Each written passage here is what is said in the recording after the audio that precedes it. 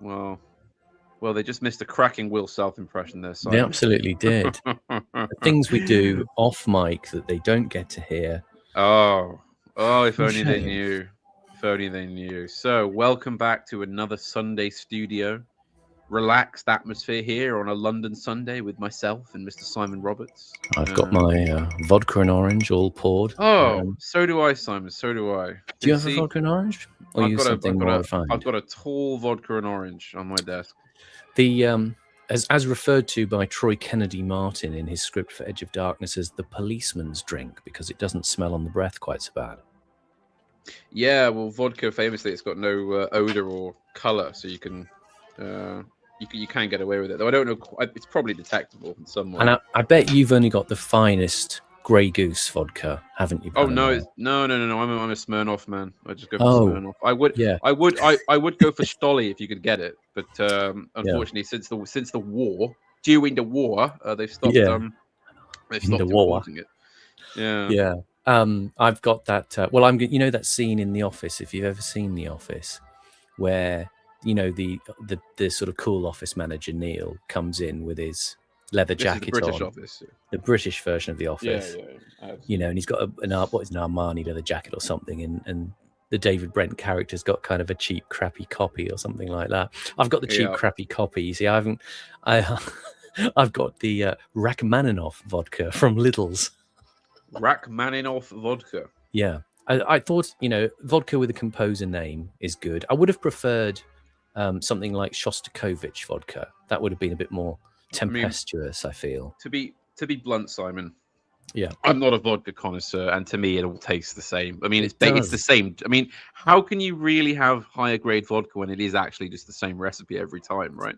It's not like gin where there's botanicals in it, is it? Listen to this. We're getting style notes in the chat already. The Herr Onoside says, the last studio session was great. Would you consider having music breaks rather than background music? We are going to have background music if we feel like it. It's our party and we'll cry if we want to. I think we could also have music breaks. We could also have music breaks. We could do links and we could be like proper DJs. See, I didn't need to be so aggressive so quickly there. I could have just taken it as a helpful suggestion from a Herr Onosite, loyal listener to the station. And I'm calling it the station, you see, because that's how I'm thinking of it. It's not a channel. Mm-hmm. We are a radio station. We are, somewhere out on a rock protruding into the Mediterranean, broadcasting from well, I mean, I think sort of 1943, based on your recent mixes. Which have evoked that sensibility. We're the ghosts of the past. We are the ghosts of the past. We are, so we are enjoying ourselves today with just a Sunday studio chat, which is not one of our standard review chats. We just kind of shoot the shit, as they say. Yeah. I like a song. You like a song, eh, Meg? I was just saying, actually, I was thinking as I poured my vodka and orange out earlier, I was possessed by the spirit of Meg, actually, because I sort of put the vodka in the glass. You know, I put the ice cube in the glass, then poured the vodka over it. I did it with a measure. I used a double measure, and so I took a double and a half, okay, of that double, and then I put the orange juice in, and I kind of threw it at the glass like Meg throws the cornflakes. Yeah, went everywhere. It went everywhere. But I thought, she's here with me now. That's how she would pour a vodka. That is how she would pour it. Just the kitchen covered in orange juice. She sees an approximate target for where food has to go, and she just splays it in that direction. I like that. It's she's like a Jackson Pollock of breakfast in that way. Jackson Pollock of breakfast. Yeah, probably not a good comparison. I love that. Yeah, but I love that. Best I could come up with. So how are we feeling today? Feeling very Sunday, very balanced energy today. Yes. We were just saying how much we enjoyed people leaving very kind comments on our previous streams, which are doing stonkingly well from our point of view. The last Giles stream, which was a joy and a pleasure, and the Brutalism stream. People seem to be maybe making a hint that they enjoy the meads, or is it just the Brutalism they're there for? Yes, indeed. Well, we I suppose we won't know. Giles also doing well. And yes, I urge everyone to check out the Panama Hat radio hours, which have been going out nightly for some time now. Well, not quite nightly, but most nights. And yes, we'd also like to remind everyone to donate to the Ko-Fi page or buy memberships on here. Absolutely. Since it keeps us going, and your donations mean we can do more and more broadcasting. Absolutely. I mean, you've got all those channels out there that will say, you know, we're here and we want to sell you some gold. We don't want to sell you any gold at all. We want to take your gold off you. So, I mean, if you have, you know, any, you know, double eagles or Brasher doubloons, you know, Louis d'Or or, you know, Dore, that kind of thing, just lying around, you know, remnants of, you know, the Spanish treasure fleet. You know, if maybe the treasure of Henry Morgan from the sack of Maracaibo of 1669 is just, you know, lingering in the loft, let it descend into our wallets, and we shall make sure that it is cherished, buffed, waxed, polished, and appreciated, and leavened with our own particular joy at spending it. Well, doing something with it, but we will absolutely promise to do that for you if you would like to give us gold. It's Gold Month on the Panama Hat channel. And that's going to extend into August, September, and October. Not November, but it will be in December as well, because it's Christmassy as well. Yes, indeed. Yes, indeed. Yeah. Should we read some of the kind comments from our Ko-Fi that people have offered? Because then we can get all that administrative rubbish out of the way. I'll go through that. I'd just like to say as well, we are joined in the studio by the lovely Everett Norse and his theatre organ. This week, our French conductor is still on strike after last week, unfortunately, but nevertheless. So let's have a look at our Ko-Fi page. So our donations have come in full force of late. People have been very kind. We have £10 from Montague Withnell, who says, "Love." Oh, I've got to do Uncle Monty's voice now. Yeah. I can't really do Uncle Monty. Loving the. Oh no, it's like Stephen Toast. Can you do it, Simon? Yeah. Loving the content, perhaps the last island of beauty in the world. There we go. The late Rich Griffiths there. We have simply Ko-Fi user who says, "For the filter tips and gin kitty." Thank you, Ko-Fi user. It's well appreciated. Seamus Murnahan, perhaps in some relation to the late Dermot Murnahan, Simon. Yes. Rest in peace for Dermot, but glad that Seamus is still alive. Great work. Long may it continue, indeed. Correct. Is the correct sentiment. £6 and £5 from anonymous supporters. Lucas K, £5. Thank you very much. Big Cover 22, love what you're doing. Please continue. £10. C123, Capitalism Ho. Reference there, Simon. To callback. The old days. Yes. And Richard Phillips, Lord Ecclesford, to Topham Hat, and I believe we've already thanked them. So that is our recent Ko-Fi. Wow, fantastic. Super chats are open, by the way, as are memberships. Wow, there you go. Very, very kind comments we've had, as I said, on our previous streams, especially on Brutalism. People have said, this is glorious. Make it a regular thing. We are, of course, a regular thing. Usually Tuesdays and Thursdays. We might be doing a Monday one tomorrow, in fact. Yeah. So as not to clash with the big beasts of the YouTube jungle on a Tuesday. Naming no names, of course. No, indeed. That's insider stuff. That's industry, Simon. That's right. That's right. I've noticed a lot of people, Simon, actually do listen to us like radio because we're on so often. So they can just have us actually live doing the nattering while they, do the garden or wash the car or do the washing up or, this kind of thing.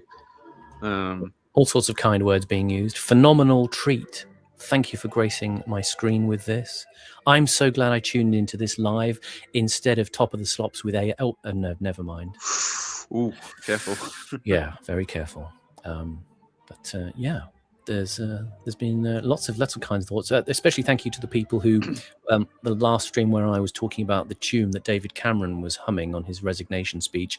It is the Shostakovich Fifth Symphony. If you go away and listen to the opening bars of that, that is what I was thinking of exactly.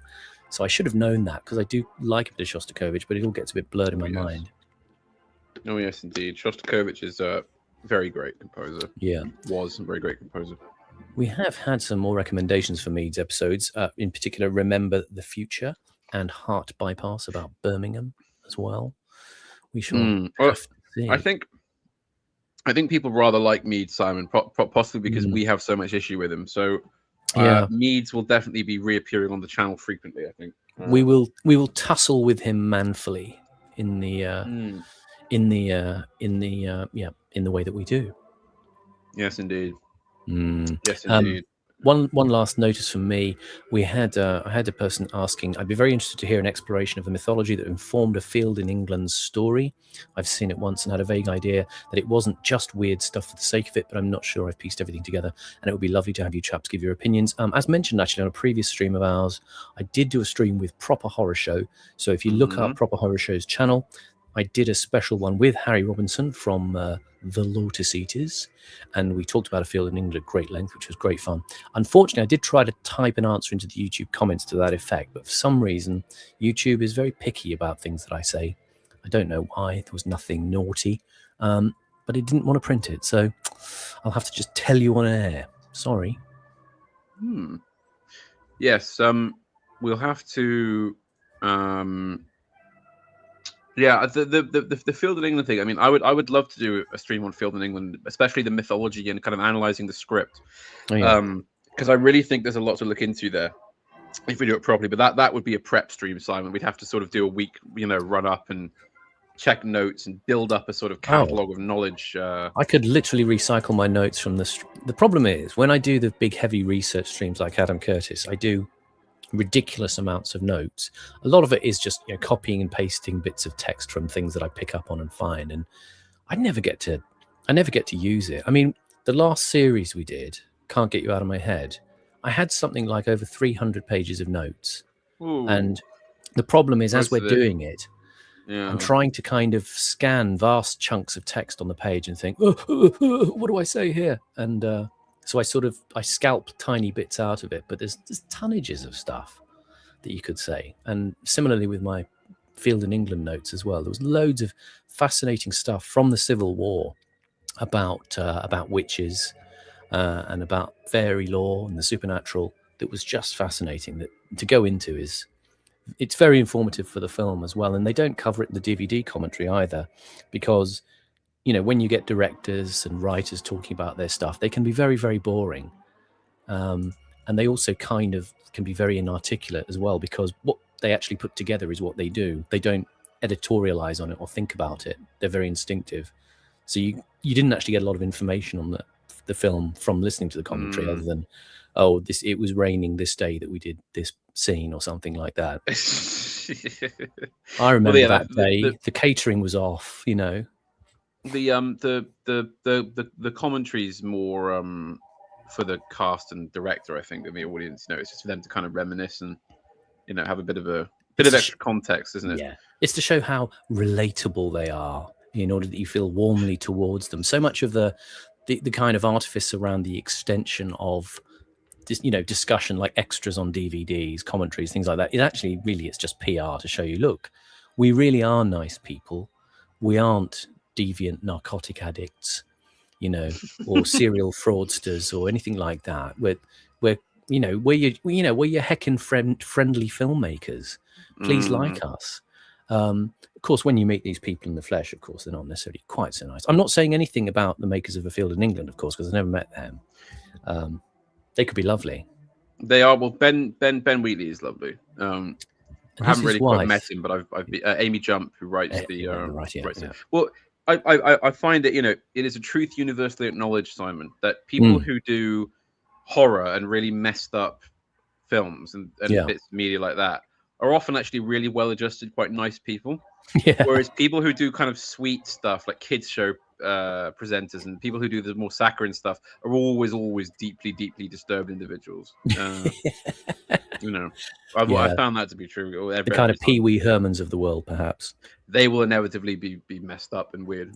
But yes, Field in England we should definitely do. If do you reckon we could do it for Thursday, Simon? Oh, I'm sure we could. I mean, this is a thing I was thinking we could talk about, among other things today, about possible subjects. Now, of course, you all know that on this channel, we deeply value democracy. And that's why we don't exercise it on the channel, because it's almost too valuable and too good, so that we exercise a kind of rigid and vicious tyranny, which we think is kind of just more fun, really. So democracy is for other people to do, but we occasionally bend an ear towards the sweating horde and take on board their ideas as possibly things that we could toy with in our frivolous and manipulative way. Yeah, we tear apart. Near and listen. Yeah. What's that saying that Churchill's meant to have said about, democracy is the best system until you've tried all the others? Is it something like that? Nonsense. And I always think, okay, let's try all the others then. yeah, let's give them a go. I don't think we have tried all the others. That's the problem, isn't it? It's Britain. We haven't tried all the others. I mean, yeah, we think it's sort of we could do a kind of monarchical despotism of some sort, sort of a bi-monarchical.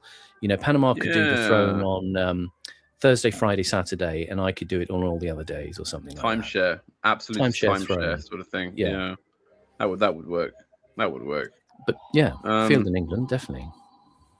Yeah, Field in England. We should definitely, because there's so much to talk about. It will be a long stream, by the way. It's going to be quite an intense one, because of all the things we're going to have to be looking into. I think we could get away with watching it as well, because it would be great, because it is such a beautiful to look at film. I can possibly do little clips. Maybe. I'll see if I can snaffle a few clips. I reckon it could be BFI protected though, like London was. No, I don't think it's BFI. It's owned by Rook Films, which is Ben Wheatley's company. Oh, okay. So that's excellent. It's because there are little clips out there on YouTube. And there are video essays with long clips from it. I think we could just do little tiny clips and screenshots and things, and that'll be fine. Yeah. We'll manage through that. Before we go on, there's just a phenomenon I have to raise. This is important. You know how, and I won't talk about it ever again after this, we've been in the wake of the release of Christopher Nolan's Odyssey. Okay? Oh, yeah. And everybody in the kind of online sphere said, we're not going to go and see this. We're not even going to talk about it. And what has everybody done for the last couple of weeks is there's been sort of a never-ending cascade of takes on it. And I'm not even curious. Do you know what I mean? Yeah, me neither. I don't want to come across as very narrow-minded, but I am. And I just didn't think it was of any... we sort of got enough of the flavor of it and the clips and the bits and pieces that people commented on. And, it feels like it's, Nolan has an abusive relationship with the material. Let's put it that way. And we're kind of aware of that. And yet people have not tired of going back and back and back to it, like punching a bruise. And I feel, well, this is kind of a symptom of success. Although I've seen people saying, oh, it's not necessarily going to pick up as much this weekend at the cinema, so therefore it's not going to be as much of a success as they thought. But whatever, you're still talking about it. This is one of those things where I don't often say you just ignore things, just reject them, don't bother thinking about them. But this does feel like one of those things where your face is being rubbed in it, and you want to say, well, let's just not go there. Let's not poison ourselves in that way, because it does feel kind of a feckless and drear achievement, and one that is designed to provoke. So let us turn our faces away. Is that just me? Call me crazy? Am I being unreasonable? Well, I think it's classic society of the spectacle, Simon. We can't look away, can we? No, we have to be involved with it. Because the thing is, this isn't going to be. I don't see this film having a very long play. Maybe I'm wrong, but I don't think it will. I don't think this is going to be talked about in 10 years the way that, say, The Dark Knight is or something. It's just a flashy, modern, CGI-filled adaptation of the Odyssey. Yes. I see in the chat someone saying, I've heard rumors of Elon Musk funding Mel Gibson to produce a faithful remake. That was an idea that I saw mooted on Twitter. Don't put faith in people like Elon Musk. These people aren't your friends. These people don't have they don't care about these things any more than Nolan does. Yeah. If I was Mel Gibson, I probably might also feel a bit put upon if people thought, oh, I'm just the go-to guy for kind of re-authenticating bits of culture or the Bible in some way. It's kind of not how you operate as a creative person, where somebody says, you must do this, you should do this would be great. Well, it's because they want you to do it. It's not necessarily the way it works. Well, exactly. I mean, if people still sincerely believe that Elon Musk is going to fund all your favorite little right-wing causes, then you're living in a bigger fantasy world than anybody. I mean, Panama, you are a terrible cynic. How could you say this? He is going to sprint to our aid anytime now, imminently. Yes, I know. I'm such a terrible black killer, aren't I? Yeah, he's not. He's not going to sprint to our aid. Sorry, no, sorry, not. folks. No, he's not. No, he's not. No. So no, I mean, to be honest, I personally have the opinion that the Odyssey doesn't adapt well to film. I don't think it works as a film as we understand films to be. It's not. Is it like an unfilmable novel? No, not quite. It's more that it's an epic poem, and the concept and scale doesn't really work. It's in the same way that I don't think Dante's Inferno would make it as good as a film as you might think it would. You know, in that it's a lot of what makes that stuff great doesn't really. You see, again, you'd assume it would translate. You'd assume it would. All this epic, oh look, they're in hell and they're running around and there's monsters and sinners and look, now they're here comes Scylla and Charybdis and all that. It's just doesn't. People are thinking of action set pieces, and that's not really what makes the Odyssey work as a great story, or makes something like Dante's Inferno work. It's not. These wouldn't really translate in that way. As they say irritatingly on Twitter, counterpoint. I would put in your mind the great TV experiment, Peter Greenaway's A TV Dante from 1989, which I think does work, but it is, as you say, it's not a literal narrative film. It's as if you have an annotated copy of Dante that you are reading, and the images based on the technology he was using, which is called Quantel Paintbox, which was a sort of way of layering information on the screen, because Greenaway is very into this idea of the screen as a repository of information and text as an image as well, that he brings about with various commentators a kind of, as I say, an annotated understanding of the journey that's being undergone, historical context, evocations, slightly, what would you say? In the way he uses elements of archive, things like the Muybridge films, the studies of motion. He uses actors to, if you like, flesh out certain kinds of scenes and give a sort of running commentary.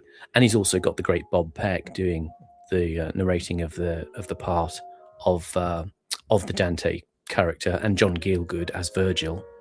So it works really, really well, but it has a kind of a stop-startness that you would have as if you were sort of, going on a journey and holding a travelogue with you and, reading bits of it while you stopped and admired certain things. So it does work very well in that way. Maybe. I haven't seen it. I'll have to give it a watch. That's very good. But Peter Greenaway's one. But the people in the chat are talking about the Joyce's Ulysses and Oh Brother, Where Art Thou? But I don't think this is a fair thing, because neither of those are adaptations of the Odyssey. They just use it as a basic touch point for the story. They're both completely separate stories that happen to have a kind of an echo of the Odyssey in them. So no, I don't think that's really a fair comparison. But James Joyce could be a bit heavy for a stream, I have to say. I mean, for me, I don't know. It feels complicated. Not really. It's one of those things people build up more so than it is. I mean, Ulysses is pretty straightforward as a novel. It's because you don't have to use you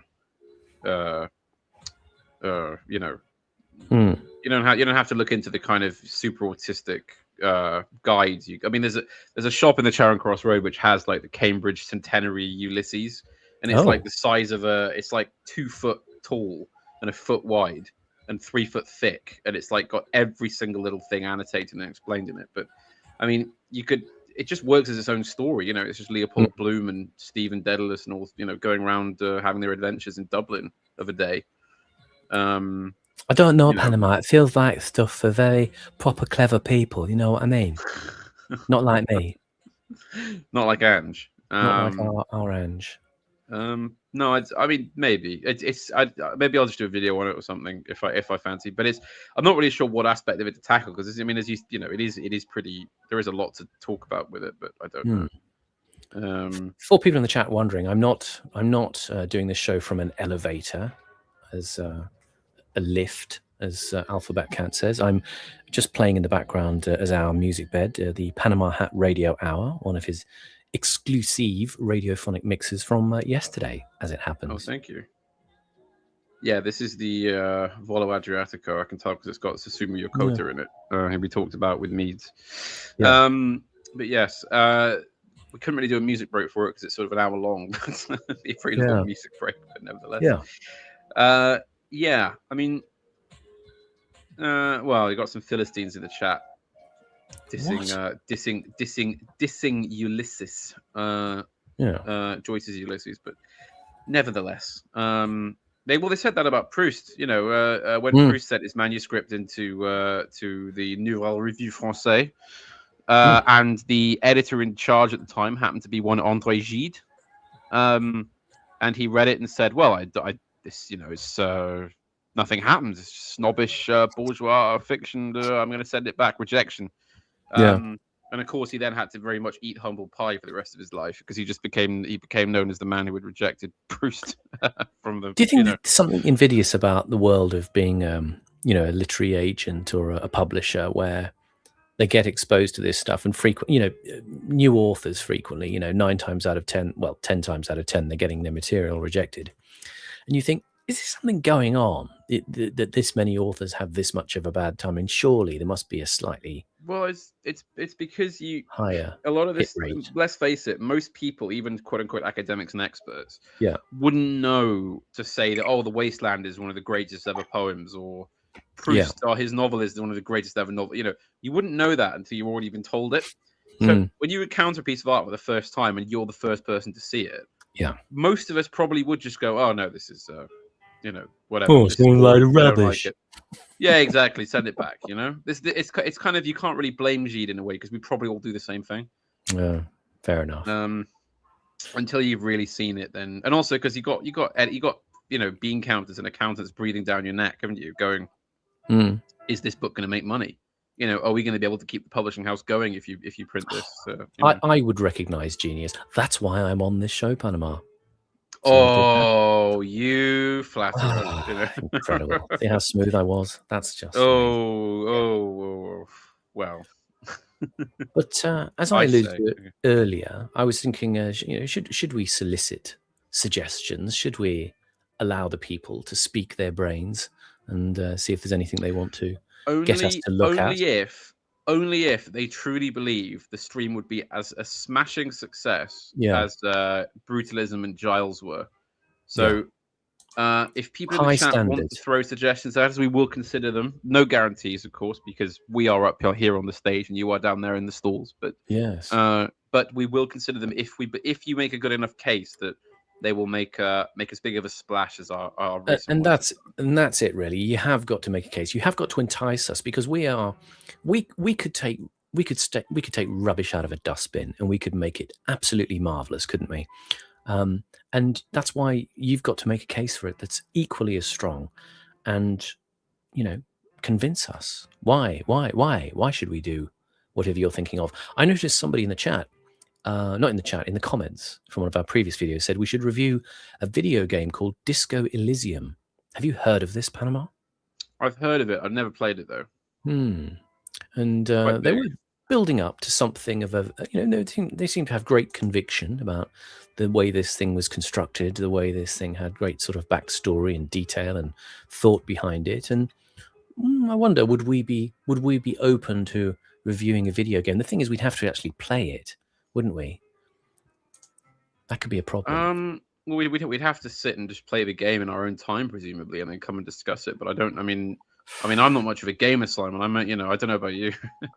Not at all, not for 20 years. But I must say there are other strong suggestions flaming into the chat right now. My Dinner with Andre. Now, come on. Do you know, I've still never seen it. I've still never got around to seeing that. Wow. Great film. I must watch it. Yeah. I must watch. Well, maybe, I mean, we probably can't do it live, can we? Because of the copyright, but I'd say, well, maybe if I watch it this evening, say, then we can talk about it. It's very much an evening film, actually. It's for people who haven't seen it. It's I think it's from 1981 or something. It's Wallace Shawn, you know, the guy who's in the Princess Bride, and Andre Gregory, and it's literally. I mean, we could actually make this film. It's two middle-aged men just going for dinner and just talking, just chatting, and you know, they tell each other stories. And it's just strangely compelling in its own way. And then they get their coats and leave at the end, and you know, drift off into the New York night. Just very, very atmospheric, very interesting. We'll give it a whirl. I'll watch it then, because it's one of those films that's been on the bucket list for so long, and I've never actually, to my shame, got around to it. So I haven't watched it for a long time. So on revisitation, I might be surprised and think, oh yeah, there's no substance to it at all. But I enjoyed it at the time I watched it, which was quite a few years ago now, but it's one of the sort of classics. And I love the idea of films with that sort of simplicity. That and another strong suggestion, Jan Svankmajer's Faust. Now, Jan Svankmajer is a name I've heard of, but doesn't he do sort of animated films? Wasn't he Svankmajer Svankmajer was? Yeah, I think I've heard of this. Yeah, from the 90s or early 2000s. Sort of slightly grotesque kind of animation films. I could be wrong. Yeah, that could be good. That could be good. I'm just trying to think of that. Well, also, I mean, someone's made an excellent suggestion. I think we should follow this up. Anybody who donates over £100 on Ko-fi has their suggestion done, regardless of what it is. Blimey, Panama! That's allowing the rude forces of commerce to simply come in and take advantage of this stream and direct our gaze towards it. Could be anything at all, and we will happily do it if you actually give us the money. I'm sorry, but that is the way it is. It's nothing if not business. If you do it, if you over £100 and you give us an idea, and it's obviously if it's watch the Odyssey live on the channel, it's obviously not going to happen for a number of reasons, but it's got to be something feasibly doable. It could be pornographic, but then I mean, it's YouTube. It's got to be something we could do on YouTube that won't get the stream taken down for some reason, right? So if you give us £100 and or more than £100, so that's the benchmark, then we'll do it that way. Richard Phillips and Mike Lee dramas, good idea. We could definitely do that. We could do Nuts in May, perhaps. Would a certain someone feel traduced if we were to sort of take the beloved work and pour over it in that lubricious detail that we like to do? No. We just wouldn't tell him. Exactly, he wouldn't watch. We'd pick whatever we wanted. Yeah. So good suggestion there. Bits of Mike Lee. Yes, absolutely fine. I mean, I think there's a whole world of stuff that we would love to do, and I think we will just have to take certain copyright risks at times, and some we might just say no, we can't because they are too risky already. No refunds. We sort of no refunds. No, I'm afraid not. But we will do our best to make up for it.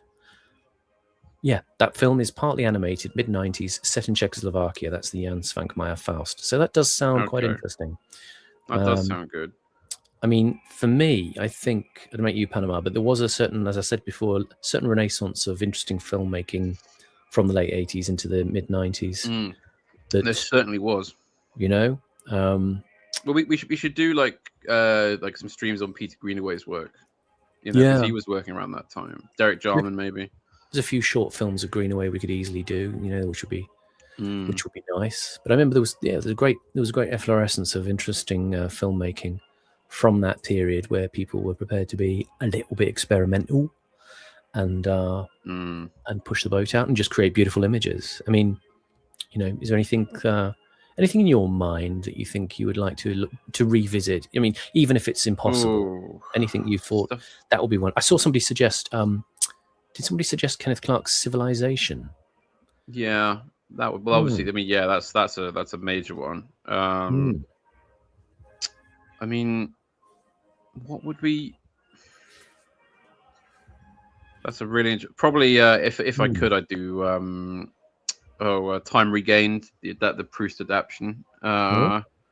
Was that a film? Raul Ruiz. Yeah, Raul Ruiz did a film of Time Regained, the last book in the sequence.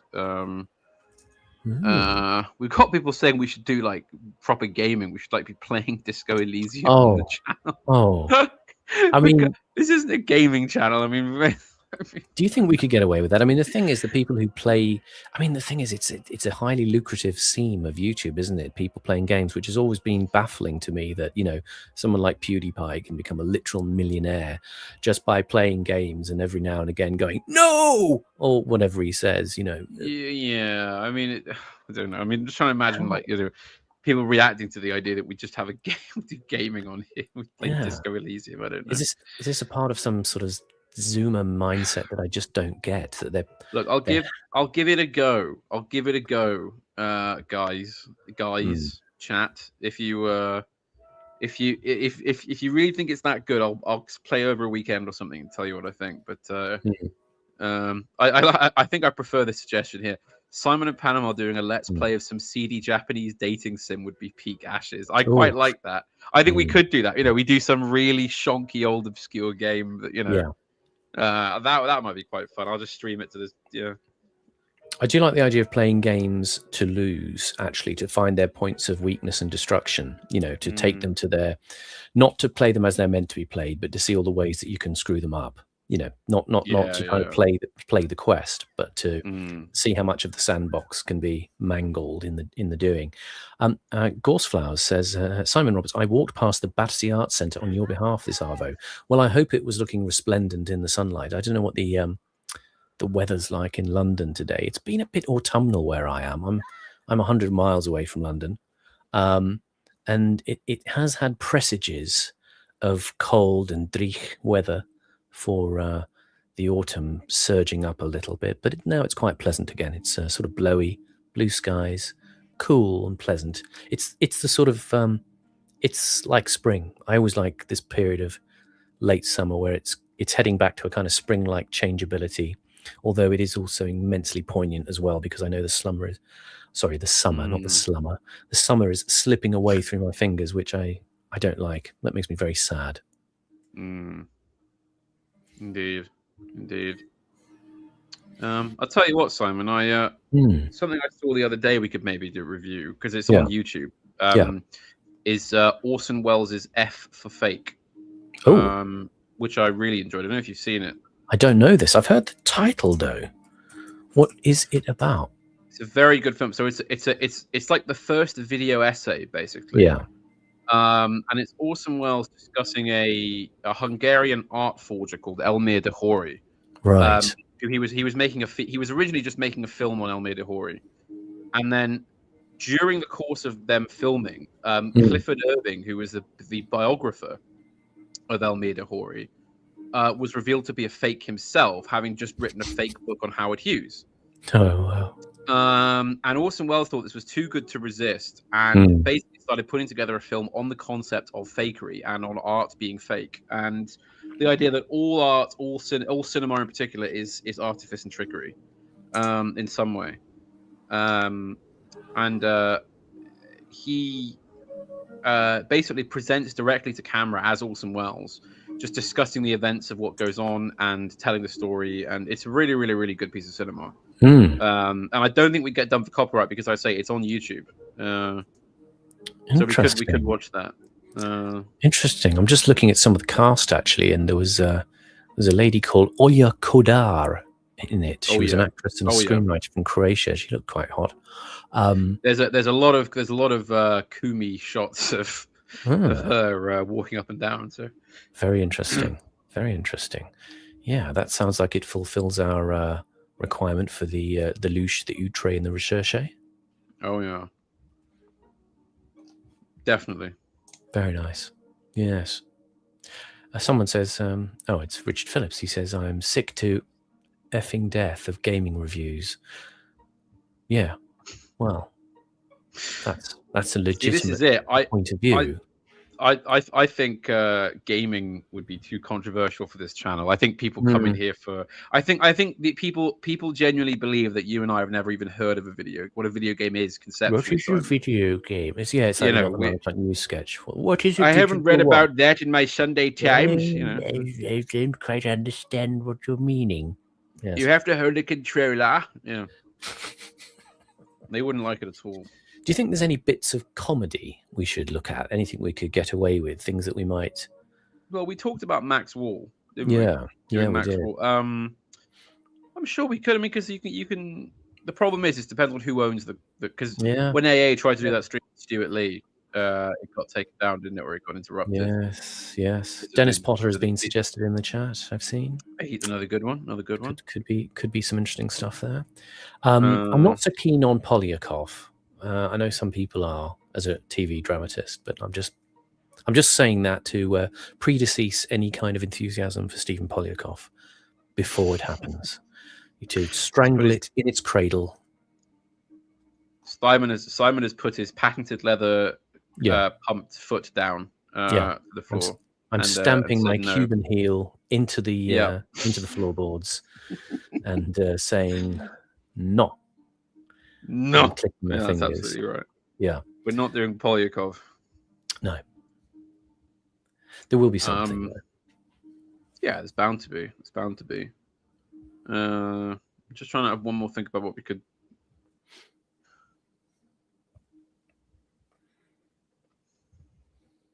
We could also just. I mean, maybe this is a bit odd, but it's sort of history. Like we just talk about a period or like the stuff because obviously we're both aesthetes. Yes. We could talk about say aesthetes. Aesthete sounds a little bit suggestive, but nonetheless, it does, doesn't it? Aesthete. I don't know. We could do like the Belle Epoque or the Georgian times or early Victoriana or I don't know, the interwar. Well, how about a gentle way in? Spasticus Autisticus in the chat says thought Simon would be more of a suede shoe enjoyer. I am actually a suede shoe enjoyer. I do like a nice pair of desert boots or suede Chelsea boots when I can get away with them. Although I always remember Graham Chapman, the Monty Python member, always mentioned, I think in his autobiography, Liar's autobiography, about how his father thought that people who wore green suede shoes were homosexual. Actors or homosexuals. Which usually goes together. Yeah. Not in this case, I'll have you know. But nonetheless, yeah. Suede can be a good. I do like an arresting piece of footwear when I can pull it off. Yes, got to have good shoes. I mean, I mainly see you in motorcycle boots, Simon, because motorcycle boots. That's right. Yeah, out of necessity, really.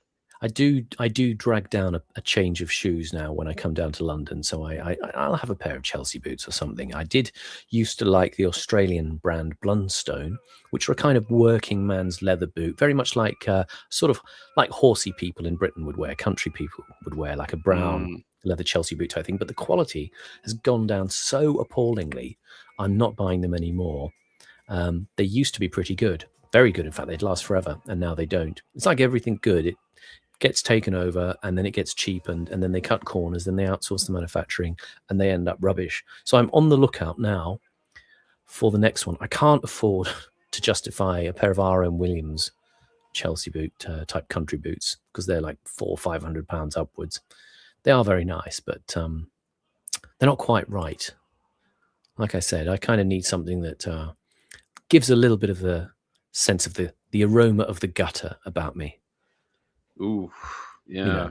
Down and a bit of the old down and out, Simon. That's it. Down and out in London and wherever Doncaster. I'm going. London with Doncaster. Down and out, yeah. Why not? But yeah, I do like a Chelsea boot kind of thing, but one that's kind of quite generous with soft kind of brown leather that weathers nicely. I do like that kind of thing. But where can you get a good one? Exactly. Tell you what, Simon. Someone in the chat's made a suggestion. What if we did sort of the history of stand-up comedy, like from its earliest origins all the way up to sort of Stuart Lee and postmodern comedy? Blimey, I suppose we could. We could certainly have a go. comedy. I mean, I was thinking about when you mentioned the Belle Epoque, and I was thinking back to the Giles stream actually, but the idea of approaching history maybe through those kinds of things, like looking at Georgian London through Hogarth, having a look at the Rake's Progress, having a look at Gin Lane again, having a look at those sorts of things. Some of that, perhaps. Yeah, maybe we could bring on Alexander Adams or Apostolic Majesty or Mr. D even. Yeah, depending on time. Yeah, I mean, have a look at the sort of some of the other great caricaturists. Have a look at Cruikshank and all that kind of stuff, and see what we can elicit from it. Because I think there's certainly a descent from things like Cruikshank to people like Ralph Steadman that we talked about before. This sort of sense of the grotesque. Yeah, definitely. Those Georgian cartoonists, especially. I mean, that's really when you're getting onto grotesque. Well, yeah, the sense that in conventionally taught British history, I mean, despite the fact that modern BBC type historians, they always want to kind of sort of run their fingers through the saucy bits of the past, but they sort of don't as well. They kind of want to brush over the genuinely disruptive and obscene parts of those histories, and it would be nice to maybe look at it in the rounded context, whereby we can actually, you don't want to reduce the caricaturist or the satirist to some kind of boilerplate acceptable version of themselves. You do want to dig in and say, actually, he really was quite racist, or whatever it might have been. It's curious. I listened ill-advisedly yesterday to the BBC Radio 4 Archive Hour. It's a program on a Saturday night where they'll dig up topics from the past, bits of radio archive, subjects from the past, characters. And I say ill-advised because I listened to a recent one that Jarvis Cocker did about Alan Watts, the kind of 60s Buddhist pop guru.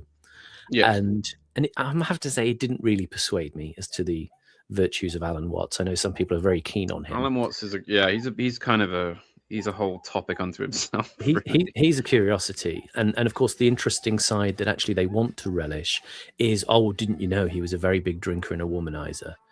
And it was that whole thing of saying, yeah, man, that makes it cool, doesn't it? Because he was an alcoholic and a bit saucy with the ladies. And I think, that's kind of typically what the BBC wants to emphasize. And I thought there's probably a really interesting hinterland to Alan Watts that's not going to emerge in this program at all. And because it's Jarvis Cocker, it's sort of pretty shallow. Well, and the problem is the BBC knows that most people aren't going to be able to engage with the ideas, so they may as well just give them sort of tittle tattle. Wasn't he a womanizer? Wasn't he a drinker? Oh dear, but it's what about the actual? No, we don't care about that. We don't care about the actual stuff he's talking. No. Look, he drank and had lots of girlfriends. Oh dear. You see, I kind of want to be very dismissive of him. I kind of want to, find reasons to say, this is just sort of part of the kind of Herbert Marcuse influenced hippie counterculture of the 60s. And there's kind of nothing there. But I also do feel a sense of, if you're going to talk about topics like that, you do sort of have an intellectual duty, like we think of, I think, ourselves, to dig into things and dig out the interesting stuff, and relish what is kind of a bit outre and hidden about people, but not in the sort of predictable BBC kind of way. To have a broader sense of the complexity of the person, because otherwise it just kind of rendered him down to, he was just kind of like he was kind of like with the Beatles with the Maharishi, in the 60s. You just feel they were just kind of being ripped off, really, and that's what he was doing. He was just sort of lounging around, being a bit indulgent, and he just happened to chance upon a certain kind of popularity, especially after he died, when his stuff was regenerated for the internet. It was put on streams, and then people started doing AI versions of him and sort of getting his intellectual voice wrong in a way. And what you do think is actually, we sort of would have a duty to go and look at what we really think the person was about in slightly greater depth. Yeah. Well, I mean, Alan Watts, there is certainly more to him. I mean, I've listened to a lot of his lectures did a lecture on Chesterton and C.S. Lewis, and there was one there's no recording of it, but there's a text of it, which was on, I think, on the Great Awakening or the religious revival in the 1800s. And he's certainly a very well-read person, and I think he gets a lot right, but at the same time, he was also a bit of a sort of woo-woo fanatic in that he would just kind of go off into slightly wacky avenues about this or that, you know. And I think he was probably a bit unbalanced himself, I think. Yeah. It sounded like he was very, very, very drunk when he did a lot of his he was a big drinker. Yeah, and he used drugs a lot. And was quite keen on his vices. And of course, audience, do remember that we can drink and take drugs quite a lot if you give us the money to do so. We will accept trade-only quantities of narcotics. So do remember, we do need a few keys of whatever it is you'd like to thrust at us. Careful now. Careful. Which we will absolutely hand in to the police at the first opportunity.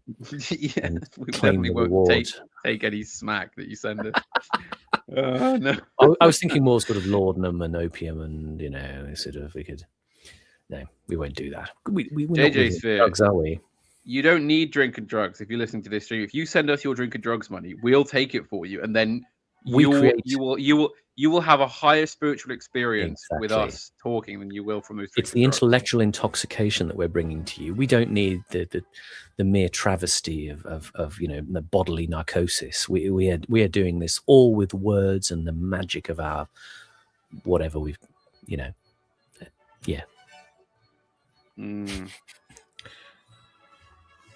currently I can hear the Topaz March by is that what it is? Jarry Alfred. Right. No, it's what's his name? The guy that did this a lot of soundtracks. He did a soundtrack for Lawrence of Arabia as well. Oh, Maurice Jarre. Maurice Jarre, that's it. Yes, yeah. It's the Topaz March from Hitchcock's Rebecca. Ah, very good, very good. I thought it sort of had a John Philip Sousa, who does the Liberty Bell March. Yeah, it had sort of like the jaunty American. Is it John? It does have a bit of that. John Philip Sousa, that's right. Yeah. It's very stirring. It is quite nice. It's a good one. I like it. Well, it was. I was putting marches in because I put in the fascist sort of almost like pop song, "Ne mi frego," which means I don't care. And I thought it chimed quite well. Jived. Yeah. Well, yeah, I was mixing up jived and chimes. Jimed. Yeah. Nipple and chimed. Yeah. Exactly. Yeah. But no, people will have also heard Desinvoltore by the band Rome earlier. Interesting. Well, I say a band, it's one guy. I'm sure people already know about that. Yeah. So, are you a Hitchcock fan, Simon? Hitchcock, well, let me see. Only very limited experience. I watched Vertigo many years ago. I watched Psycho many years ago. What else of Hitchcock's have I seen?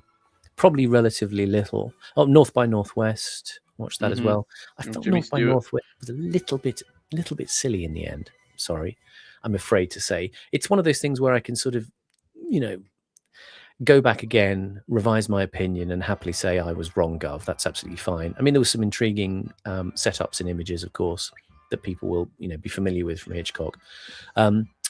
Did he do Rear Window? Was that one of his? Yes, he did. That's one of my favorites, I think. I like Rear Window very much. Rear Window is good, isn't it? The simplicity of the setup. Was it Jimmy Stewart and Grace Kelly? Yes, that's right. I think so. Yeah, she's gorgeous in that film. She alone enough is the reason to watch the film. She's very good, isn't she? Beautiful setup. The idea of people watching at the back of a kind of a New York, block of flats, man, idly, ruminating on the goings and comings that he sees in front of him, and the way we construct the story. In a way, it's maybe like a less tendentious version of 12 Angry Men. Knowing how I mean, for people who may remember, Ferro did an excellent stream on 12 Angry Men with Proper Horror Show a few years ago, in which he underpeeled the subversive layers of that film, enjoyable though it is. As a piece. Which stream was that? Sorry. With Proper Horror Show, he did a dissection of 12 Angry Men. You know, I'll have to go and watch that. I've been loving Proper Horror Show stuff recently. Big shout out on the air to Proper Horror Show. Absolutely. And yes, I would love, if Proper Horror Show, if you're listening, I would love to come on and do some collabs with you. I'm big horror fan myself, so lots to talk about there. Big Cover 22, new member. Doesn't say what tier, but thank you, Big Cover. And any member is an excellent tier of member. So exactly, Simon. Exactly. You're all excellent. Now I think about it, I don't know that I've getting money from YouTube for these. I don't recall. I must be. I don't know. I don't know how it works. Anyway, they keep it opaque for people like us, so that they get to spend all the lovely lolly, and we get nothing. That's more or less how capitalism works, I think, isn't it? Yeah. So what we talking? Sorry, Hitchcock. Yes. Well, I mean, I've always when I was a kid, I accidentally watched The Birds on Film 4 one night. I haven't seen The Birds. I was terrified. I mean, now it's a bit. It is a pretty. It's slightly freaky film, but it is also a bit silly, in its ways. But as a kid, I was utterly terrified. I didn't know what I was watching. That's interesting because I think it seems to me that Hitchcock hovers in an interesting area. Sorry, no pun intended, but hovers in an interesting area where it's that. I mean, maybe as an adult you watch these things and you can think, it's slightly silly, it's slightly ridiculous, but maybe when it hits you at some other level, at the level of being young, or when it's just purely unexpected, and when it's seen in the context of a cinema, maybe there is a kind of creepiness that takes over, something that is very visceral, that really hits people. I have a feeling there's maybe something about Hitchcock that operates at a level that I haven't quite got yet, but maybe I need to revisit because, as I say, I often do misjudge films. Well, I mean, I don't know if you've got any of these types of stories, Simon, but another great, being stupid and too young trying to watch something you're not prepared for. When I was in school, I must have been about 11 or 12, and at the time I had a bit of a crush on a certain Naomi Watts, the actress, and it just so happened that a certain sixth former in the school said, "Oh, you like Naomi Watts, do you?" He said, "Well, listen, there's a certain film where she not only gets in the nude, but she has a lesbian scene with another actress." Is this Mulholland Drive? I thought, cool, blimey, this sounds brilliant. And he said, "Yeah, I'll get it. I'll tell you what, I'll get it for you out of the library. It's on DVD there in the film section, but you're not old enough." Yeah, it's called Mulholland Drive. And I said, "Oh, great, go on, get it. Obviously, never having heard of Mulholland Drive or David Lynch or any of that, No, I mean, to me, scary stuff was the idea of, a man in a mask, jumping out with a knife, going blur, So I go, "Oh, great. So I get this film, right? I sneak it home one day, and put it on, right? I sneak down late at night. Everyone else in the house has gone to bed, of course. Late at night, there I go. And obviously, the start of the film, if I remember correctly, is relatively normal, right? She just arrives in Hollywood, and I thought this is just some boring adult film about social themes or relationships, something. I thought, oh, whatever. I'm just here for I'm just here for what I'm here for. And so the film goes on and on and on and on, and I'm thinking, this is I'm starting to get the impression this is a bit of an odd film, actually, and I'm feeling a little bit on edge. And then we get to the scene where the two men are sat in the diner. The one, and the guy says, "I keep having this awful dream, right?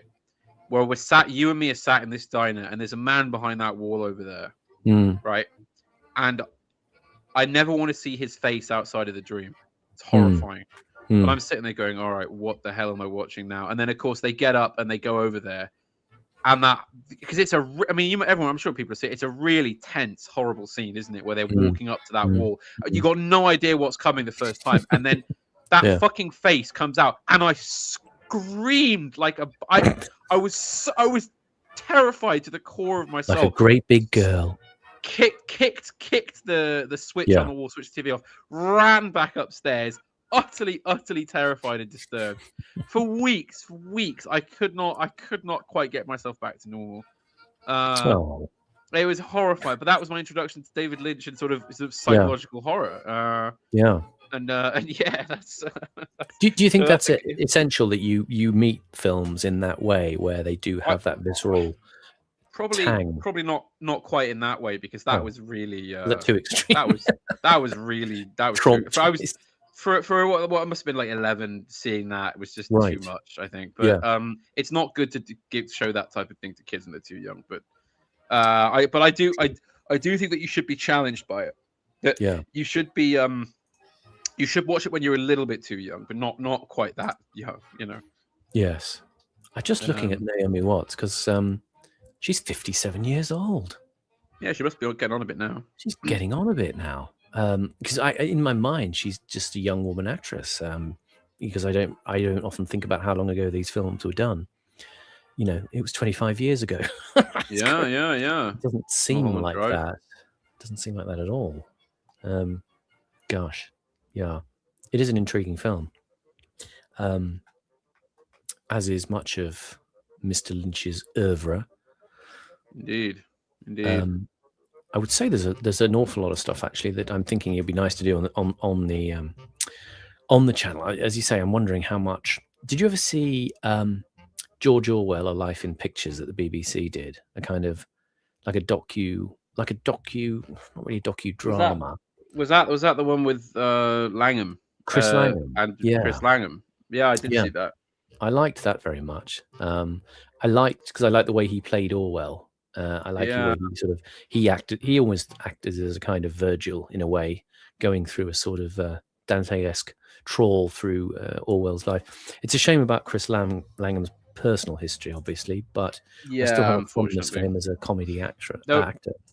I have to say he's one of the very few in that situation where I do genuinely believe him that it was a lapse in judgment, as opposed to, you know, the guy being a sort of real offender, if you'd like. I tend to but nevertheless it was a stupid, because I think he said at the time he had a cocaine habit and he had a massive drug drank problem a lot. Well. Yeah. I mean, that wasn't. If it was going to be between him and Pete Townsend, I'd take Langham. Oh God, yeah. Poor Chris Langham. Yeah, made a strange judgment call. There was actually an interesting program where he was interviewed by Pamela Stevenson, Billy Connolly's wife, because she became a psychotherapist, and she actually did a few of them. They were called Shrink Wrap, and she interviewed I think him, Stephen Fry, and Robin Williams. Okay. All of which feel kind of strange now in the memory because of obviously the unfortunate history of Robin Williams, the sense over time that Stephen Fry's, you know, national treasure polish has somewhat rubbed off a bit. And the way that obviously the Chris Langham history was unfortunate. Who else? She had Gene Simmons on from Kiss as well, which okay. Yeah, it was interesting. Didn't kind of work as well in my mind, but certainly the one with Robin Williams, when you look at it now, I think you think, oh gosh, this is poor man. This is very dark. The way that he kind of lived a lot of his life as a child in the attic, playing. You know, I think he was sort of into sort of collecting toy soldiers and playing war games, because his father, I think, was in the diplomatic service, and parents would be downstairs, kind of beautiful and aloof, and you know, running these glamorous cocktail parties, and he would be sort of almost like a kind of Tim Burton character, you know, locked away in the attic, and not necessarily locked away, but he would sequester himself and lived a very lonely life. And you know, she was asking him about all sorts of personal stuff that you could see there was a great pain and yearning in him. And one section, she said, you know, so what other things do you do? What other hobbies you have? And he collected knives.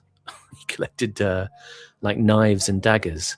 Right. And for which, you know, you tend to think, well, call me crazy, but that sounds a bit like a repressed anger problem there. Probably, one of those things that just puts you a bit on edge, so to speak. But very sad, because I think, you know, despite Williams, you know, in a sense being a kind of key tool of a Hollywood propaganda stream, he had this sense of the tragic and unfortunate about him that couldn't be overcome by all the fame and money in the world.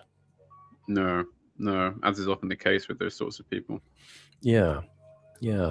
I'm just looking at a few things that I've been thinking about. Have you ever seen Brideshead Revisited? Yeah, with Jeremy Irons and the other one. Yeah, no, I have. I've been through the book a few times as well. Quite a big Evelyn Waugh fan. Yeah.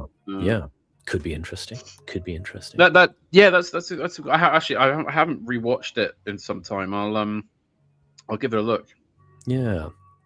It's almost like one of those ones that maybe even just a single episode might sort of be quite informative.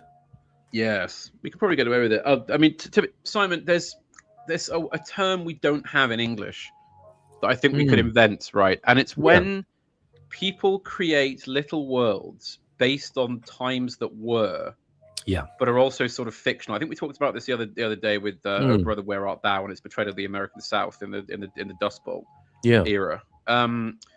Which is that, you've got things like Jeeves and Wooster, Brideshead Revisited, Ron Polo the Bailey would arguably be one for a different sort of time. Things like Three Men in a Boat, maybe, this kind of thing. Things that, as I say, that are based on a real period of time and real social mores. Yeah. But that basically reconstruct a kind of perfect looping fantasy world, where everything is kind of just okay and everything resets constantly, if you like. And I'd love to kind of talk about that, if you know what I mean. Yes. So I mean, yes, the way that, in a sense, it's something like Jeeves and Wooster, the way that they are for that time, always in that time, and never will be in any other. And it's a perfectly wonderful idea to step through the screen and join them in that world. Agatha Christie as well would be an example of this. Sherlock Holmes, arguably. Are you a TV series, the Jeremy Brett man, or? I am a Jeremy Brett enjoyer, Simon. An appreciator. I am a connoisseur of the Brett Granada series. It's very, very good if people haven't seen it. Difficult to challenge, really, when he put such a full stamp on it, really, over such an extended period. You would need a truly generational actor to come along and to sort of somehow up Jeremy Brett, because you just can't do it, can you? I mean, that is Sherlock Holmes. Like, everyone who's ever read one of the Sherlock Holmes stories sees him, don't they? Of course, I've got to allude to my deprived northern upbringing, because we didn't have a television for a very long time, actually, while that was on. And I was in Australia as well, but I used to listen to the BBC radio version with Clive Merrison, who is actually also really kind of Sherlock Holmes in my mind because of his voice. I think he's actually a New Zealand actor, Clive Merrison. I think he was, or is, not sure. But, I would say it's easily the equivalent on radio of the characterful, representation of Holmes. Interesting choices coming up in the chat, actually. Pender's Fen. Don't know if you've seen Pender's Fen. Alan Clark, Pender's Fen, isn't it? Is it Alan Clark? I think he directed it, didn't he? Who's it written by? Is it Barry Hines? When I go on my yearly sojourn up north to see Scrump and Evelyn and co, we always watch these Alan Clark films because they're excellent, aren't they? And I mean, I'd love to do a few reviews of those. David Rudkin wrote Pender's Fen. Yeah, it's a very, very interesting film. Very interesting. Sort of crosses over into the hauntological, but it's also a bit more complicated than that. As a piece. There's also Swore Angelica there in the background. Can't be bad, can by it? Puccini. No, probably one of my top 3 operas, I think. Georges Delatour in the chat has mentioned a very interesting and very obscure piece called Artemis 81. Now, I doubt you would have heard of that, Panama. Artemis 81. Artemis 81. I don't believe I have, Simon. Yeah. That's quite a deep cut in a way, because I didn't know of it actually until a few years ago, until a friend showed me. I'd never even heard of it. It's another David Rudkin piece, actually, and it has. I mean, it's curiosity in some ways. It has Howell Bennett, great old Welsh actor. I don't know if he's still with us. Yes, Howell Bennett. Daniel Day-Lewis makes an appearance in it, which I forgot. Yes. It must have been an early. I don't think he was a significant part. Pre-fame. It's curious because I think Sting is in it and he plays an angel, which is just a curiosity. It's curious. Ingrid Pitt, who was in lots of. Sting had a sort of a bit of a period there, didn't he? Playing slightly odd character. Like he was in David Lynch's Dune, wasn't he? He's like the sort of Dune, and he did the film sex toy of the Baron Harkonnen. Did the film of did the film of Brimstone and Treacle, although people who connoisseurs of that piece say that the TV version with Michael Kitchen and Denham Elliott was better. So that's possibly the way to think about it. But yeah, Artemis 81's a very unusual piece. It's kind of like a sort of weird sci-fi meets, Ingmar Bergman or something. Very sort of strange and bleak and odd. I couldn't quite get my head around it at first, but you're sort of not meant to. It's just from an age where, the BBC could do like 3-hour experimental sci-fi pieces, and you just had to kind of deal with it, which is amazing. That would be amazing, wouldn't it? If we just still had that. The Palaces or the Palizes, I don't know how you pronounce it actually, says Alphabet Cat. But that's another classic 70s drama. Simon, you since you had your years down under, why don't we do a bit on Australian cinema? Because I've been getting into that recently. So, well, what do you have in mind? We talked about Mad Max before, didn't we? Mad Max. I've been watching a lot of Peter Weir. I saw your stream on Picnic at Hanging Rock, which has been a favorite film of mine for a while. Oh, great! Yeah. Wake in Fright. We should just talk about Picnic at Hanging Rock for a sec, because that is such a beautiful, enigmatic film. Let's talk about that. Yeah, that's an astonishing film. I mean, it was actually, I have to say, it was the first time I'd seen it when we came to do that stream. Really? I watched it 3 or 4 times to prepare. What does it mean to you? Amazing. It's one of those kind of je ne sais quoi things for me, where it's just there's something so. I mean, one. This particular way the film uses the feminine as a force in order to deal with what it's dealing with with a subtlety you don't often get, because a lot of horror directors tend to go for the explicit in the way that. So say if you're going to use femininity with such force in a film like that, setting it in a boarding school in the Victorian age where a lot of the underlying tension is unsaid, as opposed to made clear. Yeah. And also, I just am really, really intrigued by what they do with the whole concept of the Rock and the disappearance, because you're never really any the wiser thematically or symbolically as to what it is. It's just something that comes and takes people away at certain moments and can't really be understood. Yes. It's disturbing as well. It really got under my skin the first few times with what it does. I mean, it's a really impressive piece of cinema. Yeah. And for a film that's got a huge amount of child acting in it, all the acting is really, really good as well, which is not always a guarantee. Yes. I think some of the actresses died quite young. Actually, they had relatively unfortunate lives. I was fascinated when I saw that the lead girl, Miranda, the very beautiful girl, was played by Anne-Louise Lambert, who I didn't recognize her at first. She was in The Draftsman's Contract, which was one of my favorite films. Was she really? I never made that connection. I've never realized. Yeah. And she's Australian, and she was in The Draftsman's Contract. She played Mrs. Tallman, this sort of very icy, brittle daughter of the Mrs. Herbert in the film. I didn't make the connection at all, because she was quite ethereal and enchanting in Picnic at Hanging Rock. The idea of relocating a kind of horror in the bright sunlit world was really well executed, really interesting. Getting away from the predictability of a genre. Which does it really categorize as horror? I mean, but people think of it in a certain kind of way as a horror, but it just has just a deep quality of the unsettling about the unexpected and the eeriness that arises from that. So I think it is it's quite an astonishing film. Yeah, and this very good performance by the lady that plays the headmistress as well, Mrs. Appleyard. Yes, that's Rachel Roberts. Kind of tyrannical but disturbed figure. She was deranged. Really deranged. Alphabet Cat mentions Walkabout. Now, I suspect that's just because Jenny Agutter's in the film, and she gets very nude at one point, and maybe there are ignoble. I'm just saying, possibly ignoble sentiments being expressed in the desire to see that film. Not judging, just saying. Yeah.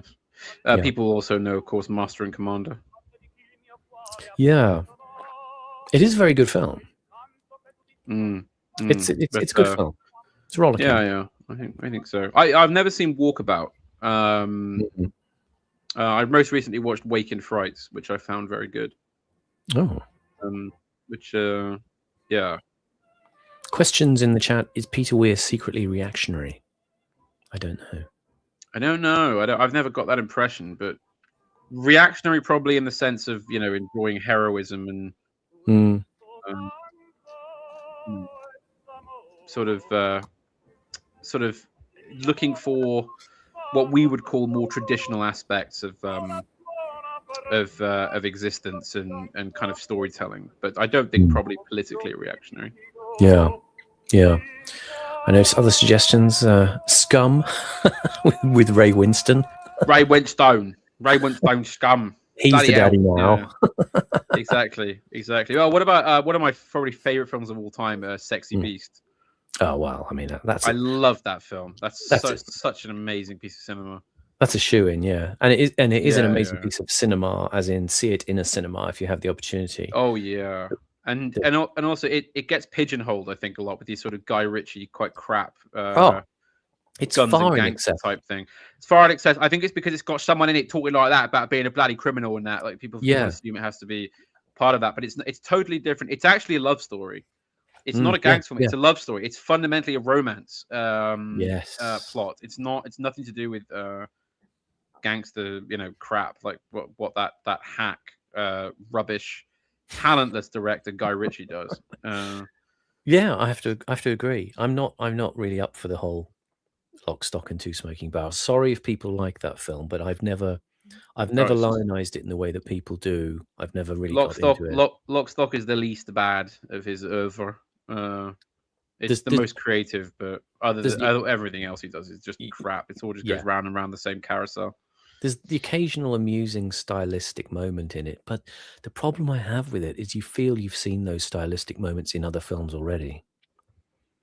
I think the one saving grace I can think is he did give us a good excuse to have an Alan, what's his name, the guy that plays Bricktop, Alan Ford. Him doing Bricktop, but that's just Alan Ford being Alan Ford. That's not really Guy Ritchie. That's we could have had that without the rest of the film. Basically, I like Alan Ford very much in the way that he turns up in things like the Armando Iannucci Show as the Cockney thug who fixes your washing machine by shouting at London.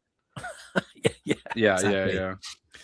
He's a very good and endearing actor, I would say. What are your thoughts on the Cornetto trilogy? Someone says. This is Simon Pegg and sort of amusing in an adolescent sort of way. I don't think they're what you call cinema. They're funny sort of. Yeah. Edgar Wright is a very talented visual director, I think, and that's basically what elevates those films from just being kind of run-of-the-mill comedies. And again, I'm always sort of tumbling backwards in terms of people's work to the early stuff. The only thing I'd be interested in looking at of theirs was Spaced, the original TV series. Spaced, I really like. It's very good. Yeah, I mean, it really, really captures living in London at that time. It really is. I mean, I used to see him about because they used to be filming around where I lived in Cricklewood, I used to see him because they were filming at various places like Corrib's Rest, the pub, and all sorts of bits and pieces that were recognisable for me in that experience of London life in the mid-90s. Speaking of gangsters, Simon, I rather like The Long Good Friday, one of my favourite films. Excellent, isn't it? A shoe-in. Mona Lisa with Bob Hoskins, says Alphabet Cat. Long time since I watched it. I can't remember much about it now. Yeah. Could be up there. Simon, for the first time in channel history, the live stream has broken 100 viewers. My God, 100 live viewers. Right, Simon. Well, Simon, I think it's time to shill again. Oh, it's just gone down to 98. Damn, bugger. It's always yeah. We almost had them within our grasp. We've got lots more viewers. Quickly. Absolutely. So, as I say, if you have large amounts of gold bullion lying around, you have ancient Spanish escudos lingering in a drawer, looking at you plaintively. Maybe you have the odd half sovereign tucked in a sock from Christmas. I don't know why it'd be tucked in a sock. It just might be. Feel that you in the pudding. You can improve your life by letting go of worldly goods, all material possessions, and sending them to us. If you just pop them in an envelope addressed to British Airways, Ingram's Drive in Greenwich, and that will get to us speedily, from whence we shall use it to enhance, accentuate, and empower this stream to do all sorts of lovely stuff. I still haven't decided if I'm going to the Ko-Fi, Simon. Oh, I should say, yes, how could I forget? Ko-Fi.com/Panama Hat. That's KO-FI/Panama, KO-FI.com/Panama Hat. Go there now and relieve your bank account of all your excess change, and we will be overjoyed. Yes, indeed. Please do it, because we really do need it to keep going. And it would be very, very, very, very highly appreciated. I'd like to also remind everybody that our challenge remains open. Anybody who puts in over £100 and suggests a doable stream topic will have that topic done. You gotta do a bit of give and take, Simon. We big. Dare you, exactly. Just exactly. You haven't got it in you. You haven't got the bottle. Put 100 quid, 4 ponies on behind the bar. Yeah. Do the job. Do the job. Fat cunt. Do the job. Yeah. Do the job. Yeah. Nathan CJ Hood making a good call. Long Good Friday has the best theme tune. Yes, Francis Monkman. I've got the soundtrack. It's an excellent. The full soundtrack's very good, and you get Bob Hoskins singing a reggae song on it. Did you ever see Bob Hoskins play Churchill? No, I didn't know he did. It's quite a weird TV movie called. I can't remember what it's called actually, but he plays Churchill, right? Michael Caine plays Stalin. Yeah. And I think John Lithgow plays Michael FDR. Caine. Hang on. No, I'm being serious. Serious. Michael Caine plays Stalin. I'm being deadly serious. Let me see. Let me see what the film's called. It is World War II When Lions Roared. Wow. It's a American miniseries. Yeah, Michael Caine, John Lithgow, Bob Hoskins. Oh my. It's quite odd. Though it is also good in that the first sort of half hour you're going, this is so weird, this doesn't work at all. I don't believe any of these actors, and then it really does get good after a while. I seriously, I do I think it's on YouTube, so do check it out. I'm feeling lightheaded. Michael Caine as Stalin. That's just I know. Look here, Trotsky. I'm letting you know you can't be doing that anymore, Trotsky. Yeah. Oh dear. Nazis, sir. Thousands of them. Yeah. Yeah. We could look at that. There were other suggestions that came up. I was just admiring actually, and then the chat just ran away. And oh no! Somebody has sent £100 for Disco Elysium. The computer. They're joking, right? They are joking. Schlorb, Lord of Schlierb. You are joking, surely. Yes, you must be joking. Yes. Stalin with Robert Duvall. He's not joking, Simon. Oh no. So on a technicality, we did say it had to be over £100, and he's given us exactly 100. Oh, no. All right. Look. I'll no, hang on. I've got it. Okay. What I'll do at some point in the next fortnight. Can we do refunds? When I've got a day. No, we're not doing that. When I've got a day or two free, I will buy and play, or probably pirate and play Disco Elysium. Wow. And what I will do is I will then if it indeed, no promises here, if it indeed turns out to be as good as people are saying, I will do a stream on it, or do a video on it, I'll do a proper old video essay, you know. So I just played this game you've never heard of. Here's why. In the 90s, a French philosopher called Jacques Derrida came up with this. I'll do one of these rubbish. Panama Hat reacts to Disco Elysium. Oh yeah, exactly. I've got people in the chat saying people told Teddy back in London that I'd do the job, that I was going to do the job. So I better do the job, Simon. That's it. You'll be AI generated thumbnail. You with your monocle flying off in surprise at how amazing Disco Elysium is. I say this video game Verisimilitude is awfully good, Simon. I'm amazed. We must invest in this new format. Oh dear. Yeah. All right. Look, someone has done it. We will honor the promise and do Disco Elysium. And I would just like to say, if anybody else has any ideas for stuff I can do on stream, pop us £100 and I'll put it on the docket. You know, we're workmen on this channel. We reserve the right for some quality control, surely, because if people are going to say, "Oh, of course, I want you to review an edition of Razzle from 1987 or something," you know, we could. I mean, we could discuss the concept of the jazz mag, you know, and its place in British history. We possibly could do that. Actually, that could be. I mean, that's not a bad idea. You know, the idea of because you know. There is an interesting epoch in British history where all this stuff is elite. Do you remember that Giles cartoon we looked at where they're coming into Dover? Yeah, and they've got they're having all their French postcards taken away. I mean, we could sort of do the period from the obscenity laws up to Lady Chatterley. We could cover the Lady Chatterley trial.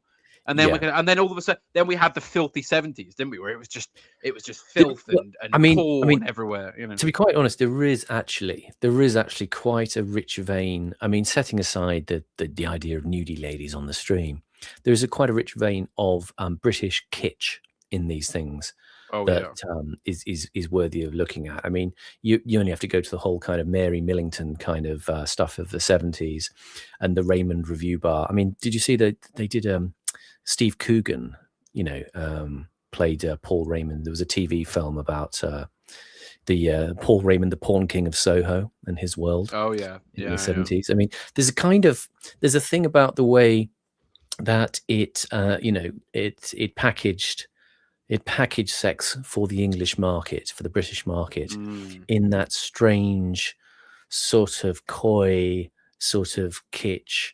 It's not really erotic, is it? There's always a kind of down low, sort of quite dirty side to it. Like, exactly. It's the thing of, it's the reader's wives thing. It's kind of, you're sort of being tested. A level of repulsion is being tested when you see this stuff. And the way that it was presented in a kind of, it's almost like the Seaside Postcard kind of winking at you kind of way that these things were done. But then they'd also be done, you know, in a kind of, you know, a gynecologically startling kind of way as well. Yeah, there's quite a few Viz fans in the chat. You a Viz reader, Simon? Ever were a Viz reader? I never was. I know that is something that persons of elite sophistication do undertake in my circle, but I have not been myself. Again, so much culture bypassed me. I mean, you probably could get Viz magazine in Australia, but it kind of felt like you were out of the loop of a lot of things. They just didn't kind of make it down there. Intersect with. Well, you probably could have had friends who probably got it sent out from England. It was possible, but I don't know. There was a thing of, it felt like in Australia they were consciously trying to redirect focus onto more American culture in that part of the 80s. They imported a lot of British culture. The stuff from the BBC was shown on the ABC. But then, you know, after a while, the kind of heft and muscle of television turned more towards, you know, an American sensibility in many ways. Probably because I think they may have detected there was a level in British stuff that was perhaps a bit too, I don't want to say sophisticated. I'm not saying Australians are stupid or anything like that, but it just didn't land. It didn't travel because it had a kind of knowingness. You know, what we talked about the Giles cartoons and the way that the little boy in the cartoon is kind of like a mini version of the father. He's jaded and sarcastic, and that's a kind of sensibility that didn't really hit in Australia. It was kind of a lot broader in terms of the sort of comedy. So, you know, you had things like Paul Hogan, Hogs and Strop, in their little sort of nasty flat. And it was kind of a bit sort of, teeth and tits kind of comedy. So they had, and they liked things, they liked Fawlty Towers, they liked the Goodies, that sort of stuff. But after a while, the sort of way that British TV was going, I mean, I don't know how much Boys from the Black Stuff would have landed in Australia, Auf Wiedersehen Pet. These things probably might have been on, they probably would have been on, but I don't know how much they translated, and everything sort of wanted to go more towards a kind of dynamic, modern sensibility, and Britain was kind of too lost in its own politics to make sense. So yeah, that's tricky. A very good way to put it. Actually, I never really thought about it that way. I think that's how it felt. Yeah, Australia was certainly turning more towards the idea of they were consciously trying to bend the culture more towards the idea of, well, look, the successful country in this region is Japan. We need to be more like Japan. So the focus in Japanese politics was the idea of consensus culture. You don't really have the charismatic leader who, is the sort of central focus of the political story, the kind of narrative of a magnetic political personality. It was more that everybody works together.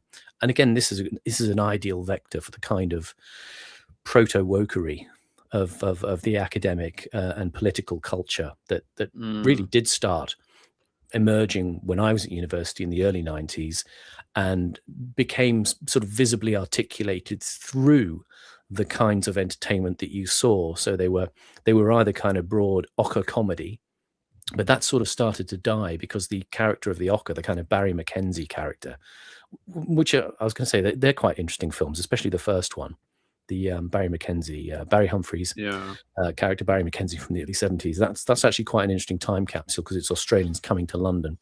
But that sort of ochre character was being deprecated, and it was trying to be much more, made in Australia, about Australian characters. But it was from the off. It was inflected with sort of multiculturalism, because you have a lot of Greeks and Italians in Australia. And so they had these usually Italian Australians who formed an act called Wogs at Work, because in Australia the word wog is applied reflexively by Italians to themselves. They call themselves wogs, and they formed a sort of theatre troupe called Wogs at Work, and then they sort of spread out into television. So they became a kind of axis, unfortunate word, of people in the entertainment industry who wanted to plough the multicultural furrow. And then there was the sort of people who were university educated, who were coming out and sort of making fun of politically correct culture in a way that sort of reflects, at roughly the same time, the young ones in Britain. You've got Rick, and the idea of, being politically correct. They had their own version of that in a couple of characters called Tim and Debbie, who were like the ultimate politically correct art students, with punk haircuts and ripped clothes, and they would give little lectures to people on politically correct subjects. And it was obviously meant to be a send-up. But again, you've always got that sense that the send-up is actually saying, no, we really do want you to believe in this stuff. We're just sort of lightly making fun of it. But this is actually part of the program now, didn't we tell you? Well, of course we didn't. So it then became steered towards much more of a kind of programming that was about, everybody being together, everybody getting along, everybody working together, multicultural communities and Australians all existing in harmony. And the comedy then arises in a kind of way that's, I don't know, everything becomes like, what can we all relate to? We can all relate to working in an office. So in the way that you had The Office in Britain, you eventually ended up with sort of carbon copies of that in Australia as well. Those kinds of fly on the wall approaches of everybody getting along in that Australian way, where I felt actually there was probably much more social pressure earlier on not to step out of line, because that's the sort of culture Australia is, that you don't ruin the sunlit paradise for everybody by being offside. There's always, I mean, I've never been to Australia, I should say, but obviously I've known quite a lot of Australian people and engaged with their media and so forth and culture. And I've always found there to be something slightly makes me slightly sort of cross or feeling or sort of frustrated about the place. Yeah, which is that there's this immense sense of kind of freedom and kind of sort of far-flung adventure about the place, but also this horrific sense of social conformity. There's a really powerful anti-intellectualism, really powerful kind 100%. of. I mean, it's cliche, but you kind of are drawn to say, well, is it because of the prison heritage? There's just an inbuilt fear of stepping out of line. I think there is. Yeah, it's and the projection is of a robust and to this superficial observer masculinist cultural temperature, where it can be sort of knockabout and a bit, but it's not really. It's very much the idea of you're not going to step out of line and ruin this, are you? You're going to be in with the jokes, and that does mean falling into this particular perimeter. And they sort of carried it through very well, because they had a lot of university educated comedians coming out. There was a couple of shows, The Late Show and The D Generation, who were very much like your British comedians who'd been, who'd gone through Footlights, and then they'd got onto the main channel, the ABC, and they got their sort of late night comedy show, and they became a sort of cast of characters, and they all went on to do quite well.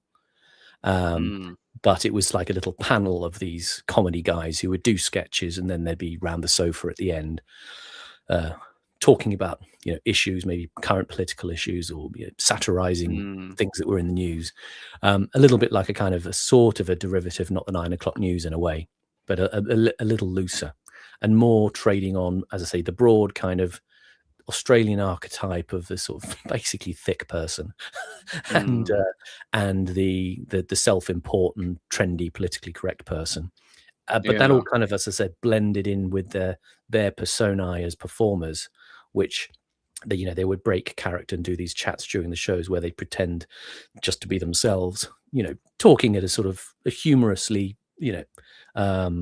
engaged level about things that were going on in the country, but you were expected then to be carried on in sympathy with the sorts of people they were, into the kind of attitudes that were developing and being consolidated at that period. I think where in the 90s it was very much a project to push forward everybody on the same page. No kind of wayward, strange creativity or satire that could be hurtful in any way. The only way you could punch was up.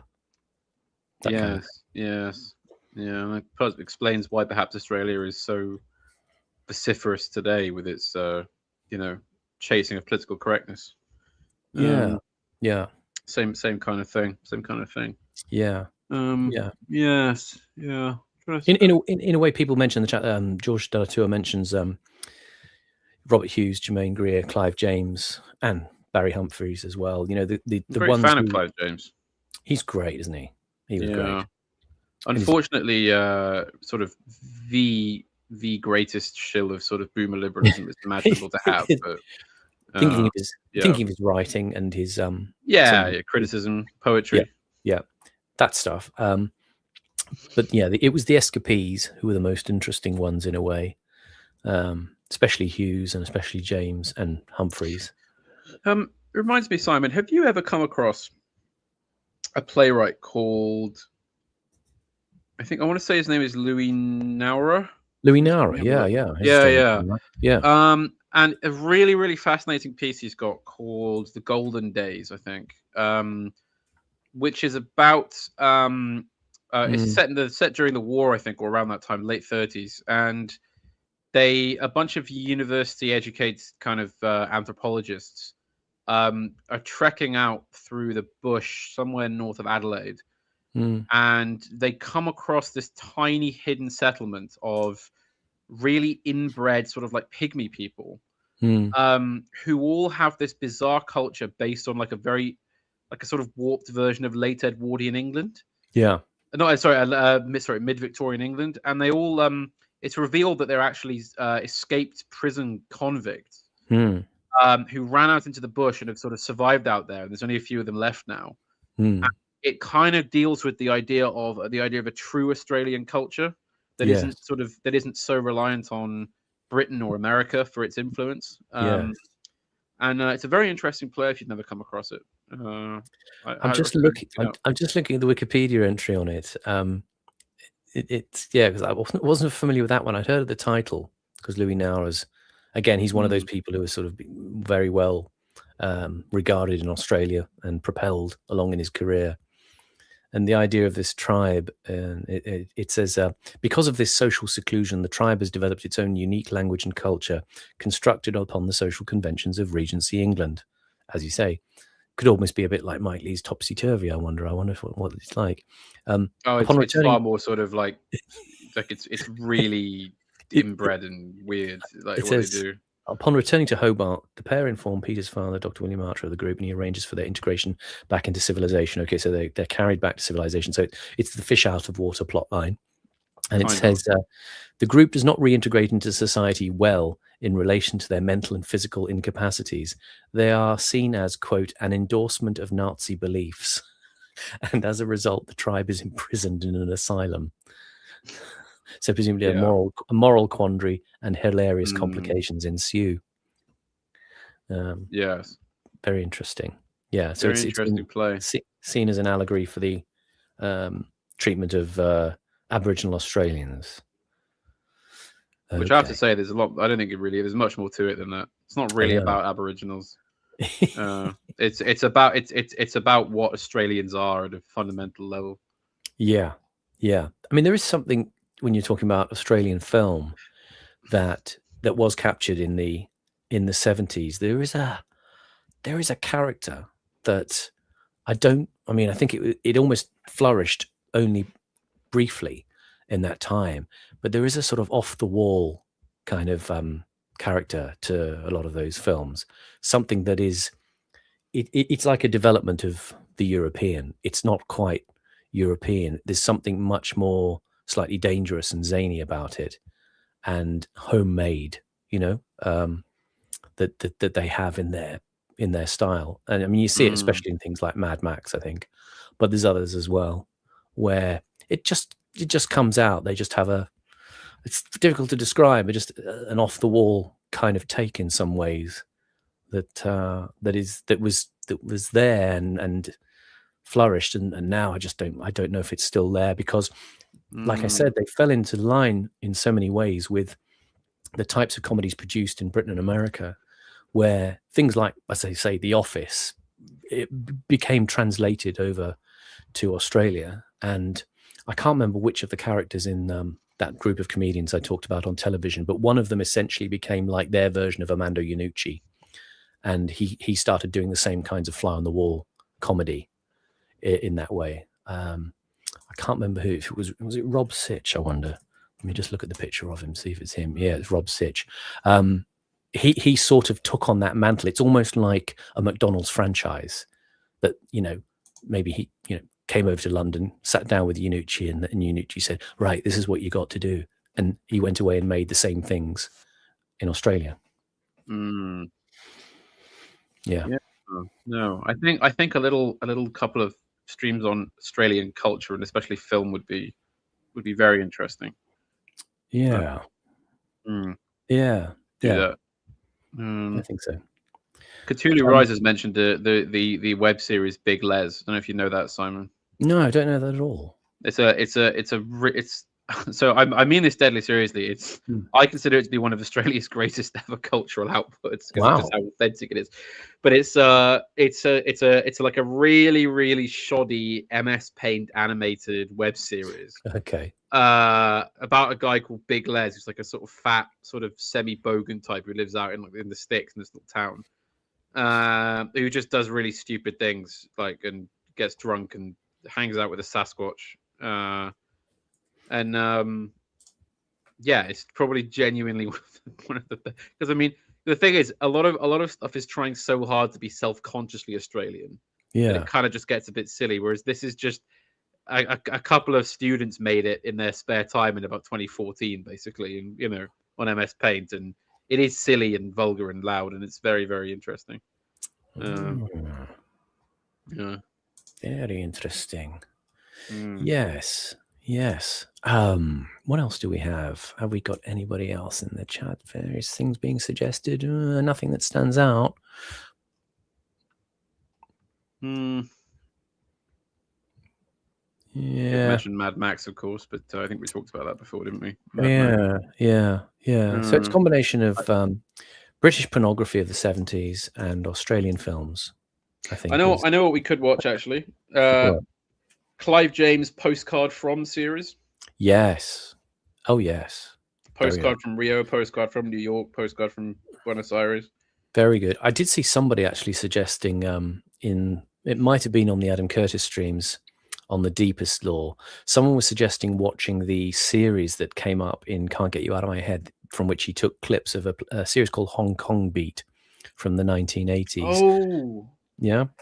There was bits where the sort of, the fading days of Hong Kong as an imperial possession were captured with a fly on the wall documentary crew following a police unit in Hong Kong as they were, coshing the natives senseless in various ways. Triads and tongs. Yeah, it's actually a very good series. It's very enjoyable, and the characters in it really definitely that would bring in a huge amount of views. Reviewing because people have got a real thing at the minute for like old 90s Asia and sort of Hong Kong and like Singapore, and just the thought. I can see the thumbnail. I can see that reviewing Hong Kong Beat with Simon Roberts, and it's got 5,000 views or something. I really we definitely do that. That could go well in a sense with the Postcards From series as well, because I think they're of a period, aren't they? That would be quite good. We need a proper schedule, Simon. We need to actually write down what we're going to do, because we'll forget otherwise. If we plan things, we lay it out for people and say, on this date, we will do this. Or maybe we won't tell them. We'll just do it. We'll have a schedule for ourselves. And we will somehow find. Have I seen the film Chopper? Have we seen the film Chopper with Eric Bana? I haven't seen the film Chopper. I've seen the film Chopper. I was at university and doing plays at university, and the girl who plays his girlfriend, Kate Behan, was there at the same time. And I remember having a chat with Kate Behan at university. She was obviously going to be a bit of an actress, and she did become a bit of an actress. She was in the remake of The Wicker Man, which I don't think was very good, the one with Nicolas Cage. But you could tell she was going to, she was just one of those sort of actresses who, I remember she did some play at uni where she was playing like a really mentally ill Irish woman, and you think, it's the sort of actors in Hollywood, when they think, I really want to win the Oscar, I suppose I've got to play someone incredibly disabled. So she got this role which played to all of her kind of advantages, and I think she was sort of noticed from that. Whereas I was manfully mounting, productions of Richard II, which, went on for 4 hours. Nobody kind of regarded it in the same way. You see, I didn't play my cards right. But Kate Behan did well, and good luck to her. I don't know where she is now. Whatever. Alan Wicker, Simon. Alan Wicker, yes. I got to write all this down because I'm going to forget all of this by tonight. We will note all this down. We will get this going. Fast Forward, the comedy sketch show that used to be shown on Fridays late night on Channel 4. I don't really recall that. Don't know it. I don't know it. It's yes. I wonder if I was thinking the other night. I think I may have been listening to some other old stream, and the subject of people early in their career came up, and I always thought of. There was something in the late 90s called the 11 o'clock show on Channel 4. It was where... Ricky Gervais started out on that, I think. Yeah, and I always used to think Ricky Gervais was the kind of the unfunny filler act. Well, yeah, because he never was that good. He hadn't kind of found his voice. Well, the only reason Ricky Gervais is famous is because Stephen Merchant wrote a show for him, essentially. Yeah, he did little bits of his kind of stock in trade on the 11 o'clock show. I remember there was little monologues he'd give, and he'd talk about the disableds, you know, and a little bit of shock there, you know, the disableds. He's not changed up his shtick, has he, for 30 years? No, and same crap. Yeah, he's curious. I only actually watched The Office in full for the first time recently. The chaps at the Base Create, go and like and subscribe to their channel. They're very interesting. I've been on their channel, so that's the first reason why you would like and subscribe. But they're Ollie and Morgan, young actors who are trying to do something more, doing something different with performance and drama in London. They did an episode on Gervais as a kind of performance phenomenon. And I would say that there is something interesting there, that the way people connect with what Gervais does. He's not necessarily my cup of tea, but I'm always interested in why people get hooked into certain kinds of performance phenomenon. Do you know what I mean? You can sort of see that something's there, but you want to try and understand what is it that's grabbing people about it. You know, and he's one I have to kind of think about. I understand the comedy of embarrassment that he does.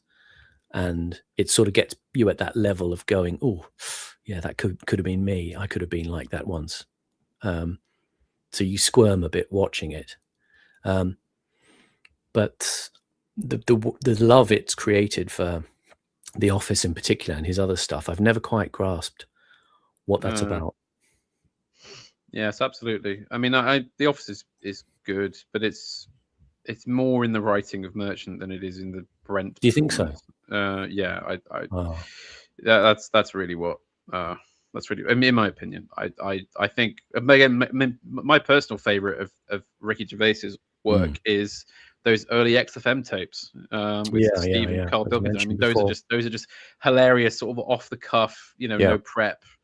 It's just that's dynamite. Matsuka in the chat is saying Gervais was new and transformative on the 11 o'clock show, coming in fiercely to make the case for Gervais there. I like that enthusiasm. Yeah. The Office is a work of genius, man, and Gervais is great in it. See, we inevitably are going to offend someone.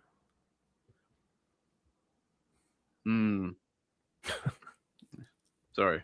Don't know if you heard that. Did you hear that? No, I didn't hear that. What was that? Was that? Okay. Sorry, there was the very loud police siren outside. Didn't hear it. It's because of your comments about us doing drugs on air, Simon. That's why they've. I'm sorry about that. This is sorry. I should have mentioned that we do have an element of satire in what we do. Yes, please. The opinions you hear are entirely ours, and we take full responsibility. Yes, we are not to be taken completely seriously in this way. Resident Poet mentions Keith Floyd, the TV chef. Keith Floyd, you know. You've seen Keith Floyd? Let me look him up. Keith Floyd, he's always kind of like this. He's always kind of drinking, you know. This fella, yeah. He's always got lovely chablis. Let's have a bit more of that. Sorry, for a second, I was confusing him with Uncle Floyd, you know, from the American, you know, the comedian. No, I don't. Uncle Floyd and Oogie. Anyway, never mind. Keith Floyd. Yeah. We could do some cooking programs. Actually, that wouldn't be a bad idea. Papa Doc Duvalier was a brilliant episode on Wicker's World. I didn't know. Yeah, we got to watch Wicker. We've got to watch Wicker's World. It's so good. It's so good. The Paraguay one obviously is my favorite. But yeah, you've just sparked Panama's interest there with Papa Doc and now Paraguay. I'd love to do Papa Doc on a Papa Doc with Wicker. That's so good. Yeah. Papa Doc. Yeah, we should just talk about like mad dictators and things as well, shouldn't we? Like Papa Doc and it would have been nice. Implications. It would have been nice if Clive James had done that back in the day. He had gone to Romania. Before Clive James, wasn't it? Well, I was going to say, but if only he had been licensed, go and visit Ceausescu or Idi Amin. He went to Brazil when it was under the military dictatorship. Oh yeah, okay. Yeah. Yeah, we could do that kind of thing. That'd be fantastic, I think. Yeah, okay. Resident poet. That's resident poet from the Jolly Heretic, isn't it? Dutton's chap. Yeah. I would like to. So Jim QU6BD says I would love to see a dedicated stream on The Wicker Man and maybe related folk horror in general. Speaking of Wicca, well, again, I will shill for my friend Proper Horror Shows channel. You can go and see. We did do a folk horror season, which included A Field in England. Also included us talking about M.R. James's A Warning for the Curious, the great BBC film of that with Peter Vaughan, which is fantastic. It's only about 40 minutes film. It's a great piece, very spooky. And we did Robin Redbreast, which was a late 60s BBC black and white drama about it was a folk horror. It was about village sacrifice and all that sort of stuff. We did Blood on Satan's Claw as well, which is very enjoyable. And there is a whole folk horror season on that channel. I could easily go back and talk about The Wicker Man anytime, though, if people want to do that. But we could just do a stream on it. I mean, it's a film with endless room for discussion. So it's endlessly related. I don't see why we can't do it. Who of us hasn't wanted to bundle their neighbours into a vast wicker construction of a man and set it on fire? Oh God! Oh Jesus Christ! Oh no! Christ! No! No! There you go. Yeah, that's what he is. The Welsh Captain Howie, or Sergeant Howie, I should say. Yes. If only Edward Wood would have brought that kind of vitality to his role. Oh God! Oh Jesus Christ! It's a powerful moment. He's also speaking of Australia, he's very good in Breaker Morant. Not seen that. Yeah, it's very good. It's very good film. Yeah. Rule 303. Yes. Yeah, excellent film. We could watch. That. Sorry, go on. Well, just that remake of Wicker Man with Nicolas Cage. Yeah. Supposedly that was written as a comedy. Then at the last minute, some producer ordered them to change it to a serious horror film. That's why it's so weird and like shonky and doesn't really work. Supposedly, I don't know. I heard that written somewhere. I've joked often about Hollywood, taking things and ruining them by insisting on doing a remake. I always use the example of Withnail and I, that they get a hold of it and they say, we're going to make it into a happy ending. Withnail's going to fall in love, blah, blah, and destroy in a sense the property.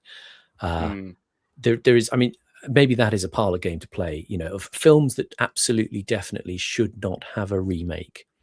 They should just be left as they are, perfectly formed in history. And the fact that you cannot extend them, you cannot extend the universe, you cannot wallow in them anymore. They are finished, they are done, but they are perfect. And you should have a definitive list. I saw this thing the other day that they're doing a TV series now, Blade Runner 2099.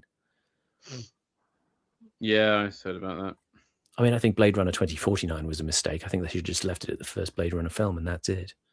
But that's just me. I can make do with things just being perfect and unique and never touched again. Well, if only the market, Simon. The market. I forgot the free market. The free market. How else? How else are we going to make money, Simon? It's brilliant. The free market's wonderful. We've got to let the free market in. Because it's great. Raina wouldn't say that. No, she wouldn't. Big Ange wouldn't say that. See, immediately I did it. It didn't work, did it? Jacob Rees-Mogg might say that. He might say that what we actually need is a return to the days of Mrs. Thatcher. Oh, look, Nanny, you've forgotten to put any trousers on me. Oh, no, you are causing me physical pain, talking of the Mogg creature.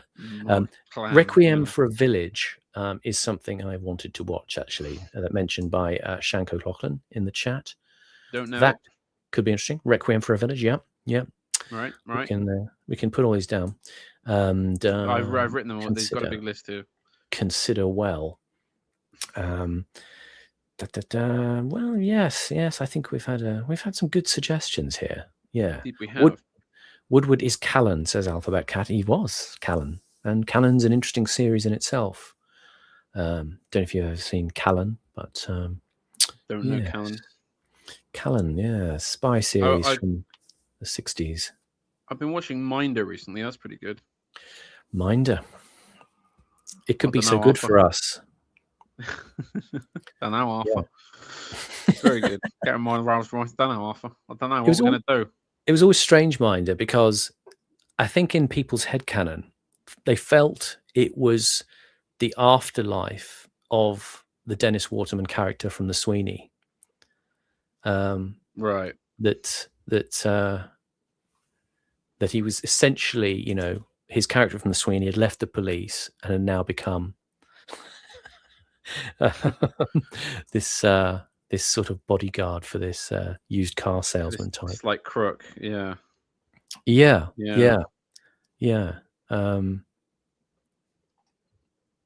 So yeah. Someone, Jim in the chat says that the original ending to Withnail and I was different. Yeah. So in the original script, they get that shotgun out from the cottage, they bring it home.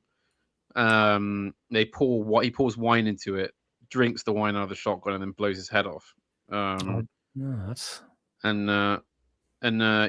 was, and it was. I see. I think the ending that we got is more cruel because he has to just live with his own failure for the rest of his life. Exactly. You know, with homeless, friendless, and nowhere to go. The wine in the shotgun. I didn't know that touch. I didn't know that at all. That's kind of it's kind of eerie in a way that it kind of makes me think very much of the bit in Platoon where they blow the marijuana smoke into the shotgun and the guy sucks on the end of the shotgun. Yeah, that's right. It's almost a bit too artistic, isn't it? Really, for Withnail. It's too constructed. It would take you out of the film, I think. He'd just drink. And also because Withnail's a very depressing film, but it's also very funny, and I think that would just tip it too much into kind of melodrama. It would all be a bit, Yeah. And again, it's crueler to have the ending we get, where he just has to go and live with being a failure. I mean, that is it. That's where it must end. It cannot end with anything more than that, because then it would become sort of covertly. It would become sort of crypto-didactic, wouldn't it? It would be Bruce Robinson drawing our attention to the tragedy of unemployed actors. And I can assure you, it is tragic, but it wouldn't be right for that film at all. A bit too much Lame, I think, that type of ending. Yeah. Yeah. Whereas, I mean, you've seen How to Get Ahead in Advertising, his next film, I take it. I actually haven't. You haven't? Never seen it. Oh. No. I wouldn't say you've got a treat in store, because it's pretty flawed, but interesting. I'll give it a go. No spoilers. No, I won't look it up. It's there's odd moments and scenes and bits of speech and dialogue which stay with you, but it's not a well-made film. It just, it's a shame when people have success and they get it's not that they shouldn't be given opportunities again, that's not it, but it feels like when they've got, sometimes people do a good film, then they get given lots of money and space to make something else, and it just kind of loses something of the original thing. Then it loses something of the original DIY energy. And I think you're quite right. I will say, Bruce Robinson, when he made the film about Oppenheimer, Fat Man, Little Boy, is it? Right. Or Little Boy, I can't remember what it is. Fat Man, but it's not a bad film. It's better than Oppenheimer. I'm sure it is. It was, but he regards it as a bit of a failure. So, who am I to judge? Give it a go. I don't know much about his oeuvre outside of that. I think Bruce himself considers it a failure. I've seen the Rum Diaries with Johnny Depp a couple of times. Yeah. Any great impression from that? It's a film that it's one of these things where all the ingredients are there. Right? Yeah. Cast is excellent. The cinematography is excellent. The director's good. The script is pretty on point. Yeah. The novel it's based on is interesting, and it just never comes together. It never ever comes together. It just kind of slides off. It's a very disappointing film. But worth rewatching because of the setting and it does have some interesting stuff in it. Higolini in the chat says he had a pet rabbit called Hoppenheimer. I like that. I like Hoppenheimer. That's quite good. That's quite good. That is really good, actually. Creative. Better than Flopsy, isn't it? Yeah. Yeah. No, I know what you mean about the Rum Diary. It's it just doesn't quite gel. No, it never comes together. I'm not sure the Aaron Eckhart character kind of doesn't feel right for a Bruce Robinson film. It doesn't have a rackety enough quality that it sort of needs. It doesn't, and I think it sticks too close to the novel it's based on, which is an unfinished Hunter S. Thompson novel from the very early 60s, before he was known as a writer, and wasn't published till after his death. And because that novel is unfinished, but they stick to it so closely, that's partly why it never really works, because it's not. Yeah. It was never. I think Bruce Robinson should have just taken his own direction with it. You know, gone on with it. So the problem is, though, have you ever? I've got a great book. It's an interview book of conversations with Bruce Robinson. It's very, very good. Let me just see what it's actually called. It might be called Conversations with Bruce. Smoking in Bed. Yeah, Smoking in Bed, Conversations with Bruce Robinson. It's very interesting. Yeah.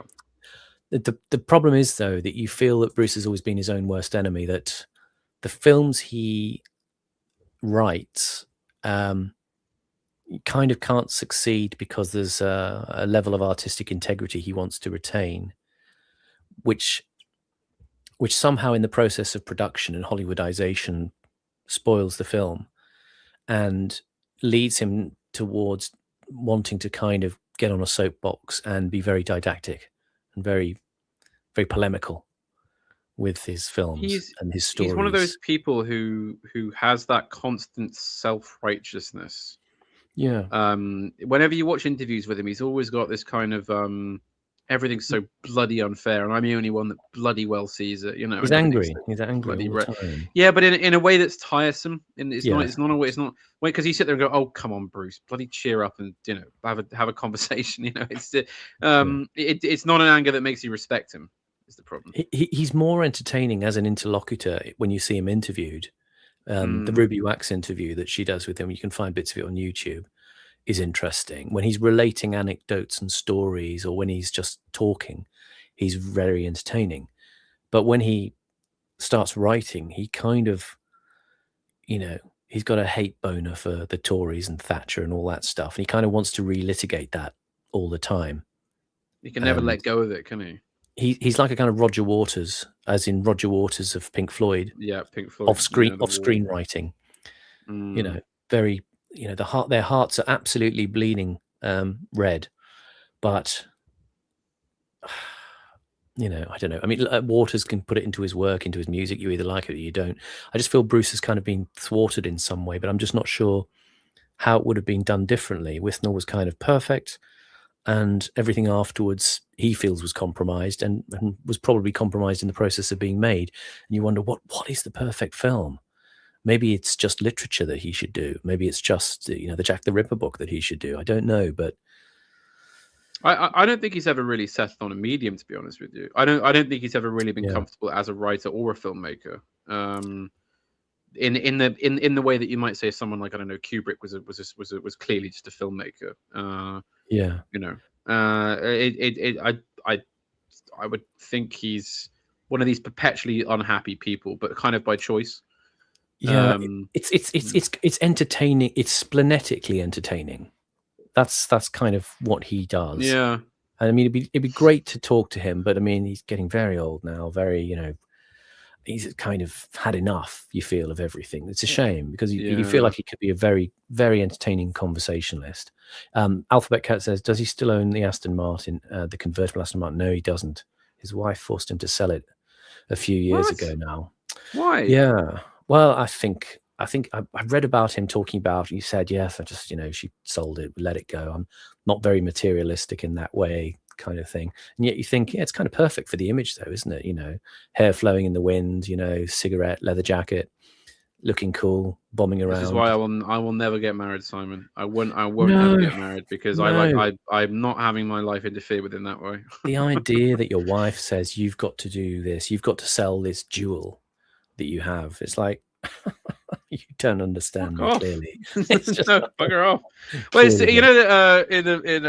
we watched that Jeffrey Bernard tape, didn't we? And one of the lines that makes sense to the players when he says, when all his wives met him, all he did was sit in a pub and get drunk. That was his entire life. He had nothing outside that.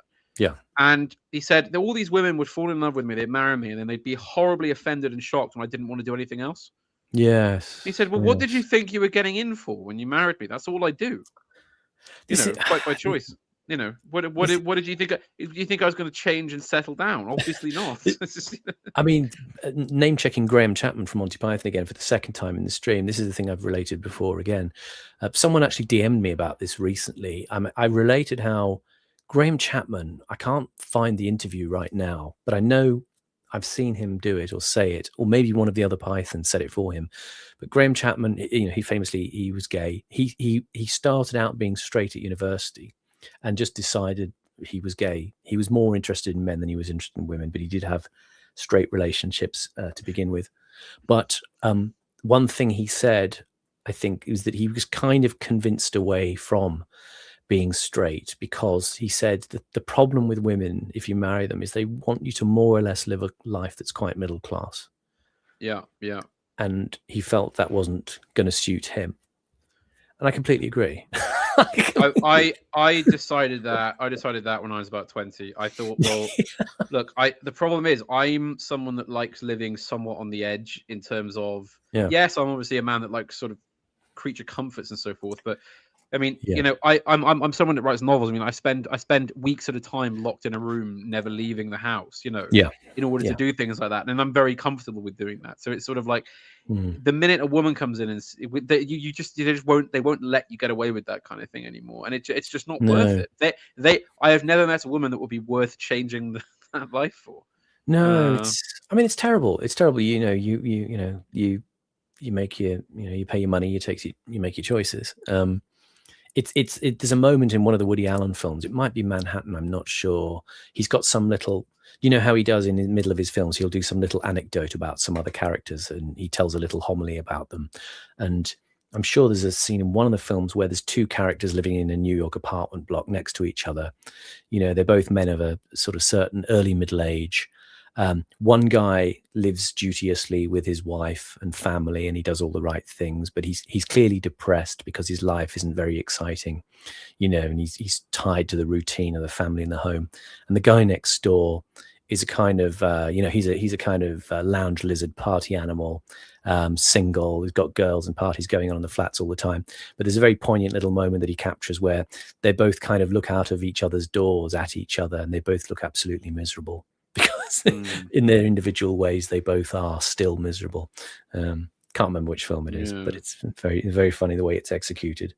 Grass is always greener, etc. Exactly. Yeah, no, I think you're right. It's a tricky one. It's a tricky one. Being selfish is a virtue. It's much more fun. Yeah. In enough of the ways that I need it to be fun, Exactly. Yeah. Exactly. I completely agree. Yeah. So we have culled. Welcome back to Incel Hour with Simon and Hats on Sunday. Yes, it's the Misanthropy Show. Would we ever do an episode on Brian Sewell? Brian Sewell. Extremely. I don't know much about Brian Sewell. Glass accented art critic. Yes. Yeah. Well, I suppose if you went away and had a look at some footage of him, he was quite entertaining in his sort of. He was almost like a kind of very much more less robust looking version of a kind of Peter Hitchens of the art world in a way, in a strange way. He was very extremely crisp vowels, cut glass, like that kind of thing. And he would often be on telly on panels or being interviewed about things, and he'd be very scathing and slightly scurrilous about them as well. And he's no longer alive. I did have a Brian Sewell story. I did see him once. I used to go on long nocturnal bike rides around northwest London, up and down all over the place. And I remember one evening I was on the summit where Hampstead Heath is before you go down to the Spaniards Inn.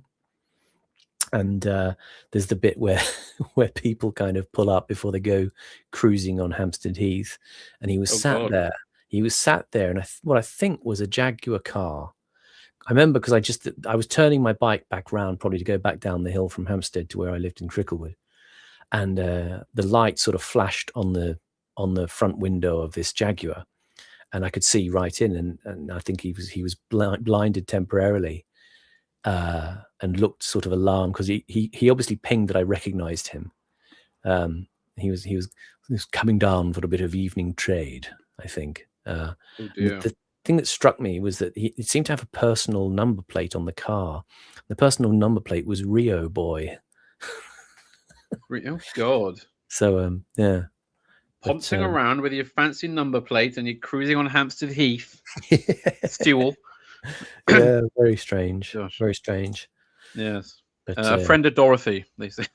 Afraid so. You know, each unto their own. And yeah. Indeed. Yeah, another each of those. To their own. Another of those characters. Yeah, it's on the Heath. Yeah. Of Brian Sewell. No, so did he have sort of programs and things we might look at? I'm trying to think. There may be odd fragments around the place, because when you see him, you'll see what an odd throwback, sort of slightly crenellated character he was, and he's quite amusing and entertaining in that sort of way. That you could pick out bits from him. You know, he again, it's part of the history of London and its public intellectuals and its celebrities. There's always the suggestion of the naughty, the dissolute, the obstreperous. You know, as we've discussed Will Self a bit recently, whether they come from our part of the political spectrum or somewhere else. There's just the interest in the odd characters who are cultivated in the crevices of London, and he was another of those who was around for a while as an art critic, and was suitably interesting to listen to. I wonder if we could ever do I think we discussed this before, like a live program where we're walking around London as we talk. I was thinking about this. Yeah. Do people want us to go live psychogeography? Yeah. Do people want us to go flaneuring? And where would we go in London were we to do so? Oh, well, I mean, there's the infinite places to choose from, isn't there? But the live flaneuring. Where would flaneur hour or flaneur whatever? Yeah, that would be good. That would be quite interesting if we could do it in such a way that we were not violated by ruffians in the night. The flaneur. Oh, it'd be fine. London's not that dangerous. Yeah, not at all. There are reasonably safe bits. Indeed, there are. Yeah, Whitechapel, no thanks. Well, actually, no, Whitechapel. I mean, you go around Whitechapel. Have you ever gone on the Jack the Ripper walking tour? I've always wanted to. I want to do that on the Karl Marx tour as well. They're good. They're actually quite good. They're actually very good. If you ever go to London, do go on them. It is just interesting to see the relatively small geographic area that Saucy Jack was working. It's like if you go to Berlin as well, the Berlin Wall tour is another free walking tour. It's actually very good. Never been to Berlin. Yeah. It's very interesting. They tell you the story of the way. I didn't realize there was such a lot of build up to the wall, as it were, coming down, to people passing through the wall in 1989, the protests all over Germany that were developing. And the tour guides are excellent. They really invest you in the drama of it. And give you a very good hour or two wandering the center of Berlin. Yeah. Well, I mean, I'm trying to think how to blend what we do with like live flaneurism, l'heure de flaneur. We could pre-record a bit of what's the what would a bit flaneuring flan. We could do our own. We could do our own Alan Wicker show, couldn't we? Yeah. This is Whitechapel. Yes, we do a bit of sort of postmodern psychoanthropology. As we traipse London. I think areas like Southwark are quite interesting, actually. The old areas around the globe. You know, the Liberty of the Clink. You know, the old London Liberties. Actually, that's an idea. You know, the areas where you had the license for gambling and whoring. That's right, and we could visit all the old debtors' prisons and look at all the darker side of London. The rule of the dancer calls it flaneurity. That's quite good. Flaneurity, maybe. Yeah, that's one way of we could take an impromptu situationist derive. That's right. As you put it. Simon Roberts' fondness for Germany is very charming. Berlin's interesting city. I was surprised at how much of it was still being rebuilt. Die Fahne. Yeah, I mean, I think I must have gone about 15 years ago now, or maybe a little bit longer. But yes, I was startled at how many cranes were still reworking and erecting bits of the city again. So, yeah, intriguing. I wouldn't mind a sort of tour of Speer's architecture to see what remnants there are. There are only a few bits and pieces here and there, but have a look up close. Go to the Zeppelinfeld, have a look at that. See the sort of remaining fabric of that period, and how it's been reintegrated and how it's been neglected and whatever's there. I'm sort of fascinated by that thing of the imprints that history leaves on a country from a very fertile period like that. Yes, indeed. I'm just wondering if we could possibly do. I'm trying to think, because is there anything we could view that would kind of lead into this? In terms of sort of channel content, but I'm not really sure. What do you think? Is there sort of like is there psychogeographical stuff we could look at on here before we go and do it ourselves?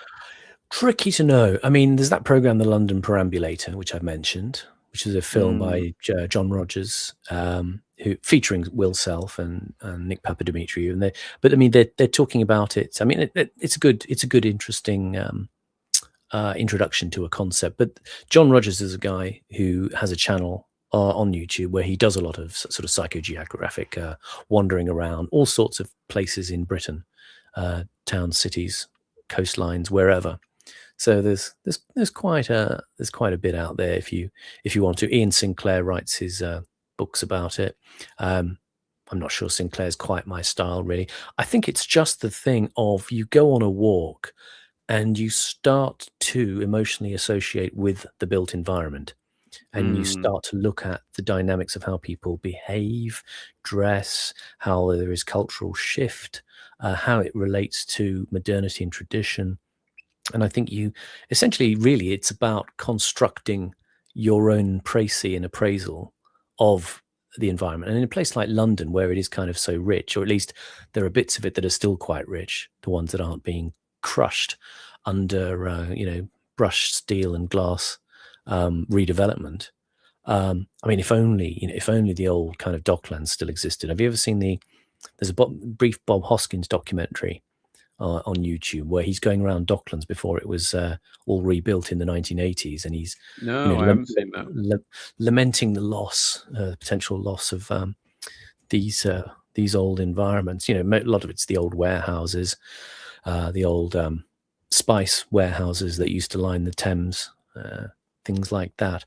I've mentioned William Reband's The Thames film before. That's quite interesting. I think the sorts of areas of London where maybe you have to go further down river towards Tilbury, and where the Thames enters the sea, to see, if it's all been redeveloped, or if there's any kind of, it's the kind of decay areas, isn't it? What Will Self calls the interzones, that might be quite interesting to have a look at. Yes. It's a bit of a deviation, but it's just come into my head. Have we ever spoken about my fascination with the Crowhurst story, the Donald Crowhurst in the Sunday Times race in 1969? No, what's this? So it's a story. It's so in the late 60s there was a round the world Golden Globe Sunday Times sponsored race for the first person to sell solo around the entire breadth of the globe. And Donald Crowhurst was a kind of weekend sailor who entered into it, and it ended pretty tragically for him. There's basically there's a huge amount more to it than that, basically. But I wonder if we could do a stream where I just basically tell you the story. Yeah, and we include clips from his audio logs and footage and this kind of thing. I'll go away and prepare a stream on Donald Crowhurst if you like. Yeah, I recall. I'm looking. Yeah, he disappeared, didn't he? Yeah. His boat was thought to have committed suicide because he basically began to fake the journey via his logbooks. Interesting. Rather than trying to do it, and then got stuck in his own. Basically, went mad. And recorded it all in his notes. And he was only in his late 30s, and this was at the end of the 60s. I mean, it's a weird thing, isn't it? It's got that feeling. It's a bit like almost like an ocean-going, Donald Campbell. It's these kind of British eccentrics who kind of go out with these, Odyssean kinds of projects to advance the frontiers of science, technology, or pure sensation or experience. Explorers, tech people, and then they come to a sticky end. And it's interesting how it's in that kind of period in the post-war. There's something quite eerie about his story by the look of it, which could be very interesting to go into. Duke Valentino says, have you seen the movie Der Hauptmann? Yes, I have. From a few years ago. It's the story of, I can't remember the chap's name now. He was a very young German soldier who was conscripted right at the end of the war, for Second World War. And during the collapse of the German armies in the West, he got lost and found an abandoned car with a suitcase in it. And one of these suitcases contained a pristine officer's uniform, a captain's uniform. Including, even down to there being a monocle, all these kind of little theatrical touches. So he puts this uniform on as a way to get rid of his old sort of, tattered, barely functioning uniform. And immediately, of course, is recognized. Soldiers come along and they start calling him Captain Hauptmann, right? They think he's an officer. And of course, he can't really help but lean into this deception. And sort of assembles, Willy Herald was his name. He assembles this troop of kind of runaways and lost soldiers and deserters, and begins walking around the sort of backwoods of northern Germany and Holland. Yeah. Doing a summary execution court. They sort of go into town and say, right, we're a special justice squad sent by the Fuhrer to come and look, see who the sort of laggards and malingerers are, and commit several war crimes in the course of this before eventually being captured. It's a really, really interesting film, quite a harrowing film, because it's just this kid basically. He must be about 19. Yeah, and he's just getting further and further sucked into this delusion. Yeah, again, it's another sort of key plot line, isn't it? Well, a classic plot line, the imposter syndrome. That's lived out, that it makes for a kind of fascinating, as you say, as somebody is coiled ever further, like like Don Giovanni into hell. Yes, and one of the most interesting parts of the film is that all the soldiers around him heavily implied to basically him almost immediately figure out that he's not really who he says he is. He's not really a captain. He's just some guy wearing a uniform. But they go along with it for whatever reason. They just decide, they kind of want to be fooled, if you like. It's that, again, going back to Orson Welles and F is for Fake and magic, right? The whole thing of, the reason it works is because you want to be taken in by it. But yes, have we seen the Pusher trilogy? I have. I like the Pusher films.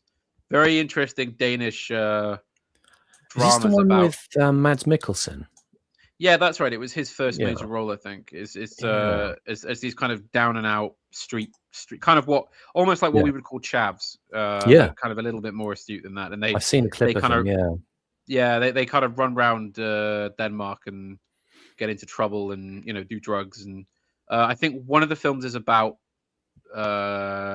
one character. The other one's about Mads Mikkelsen's character, and there's a third one which is about an older Yugoslav drug dealer who's a character in the other two films. It's more about him.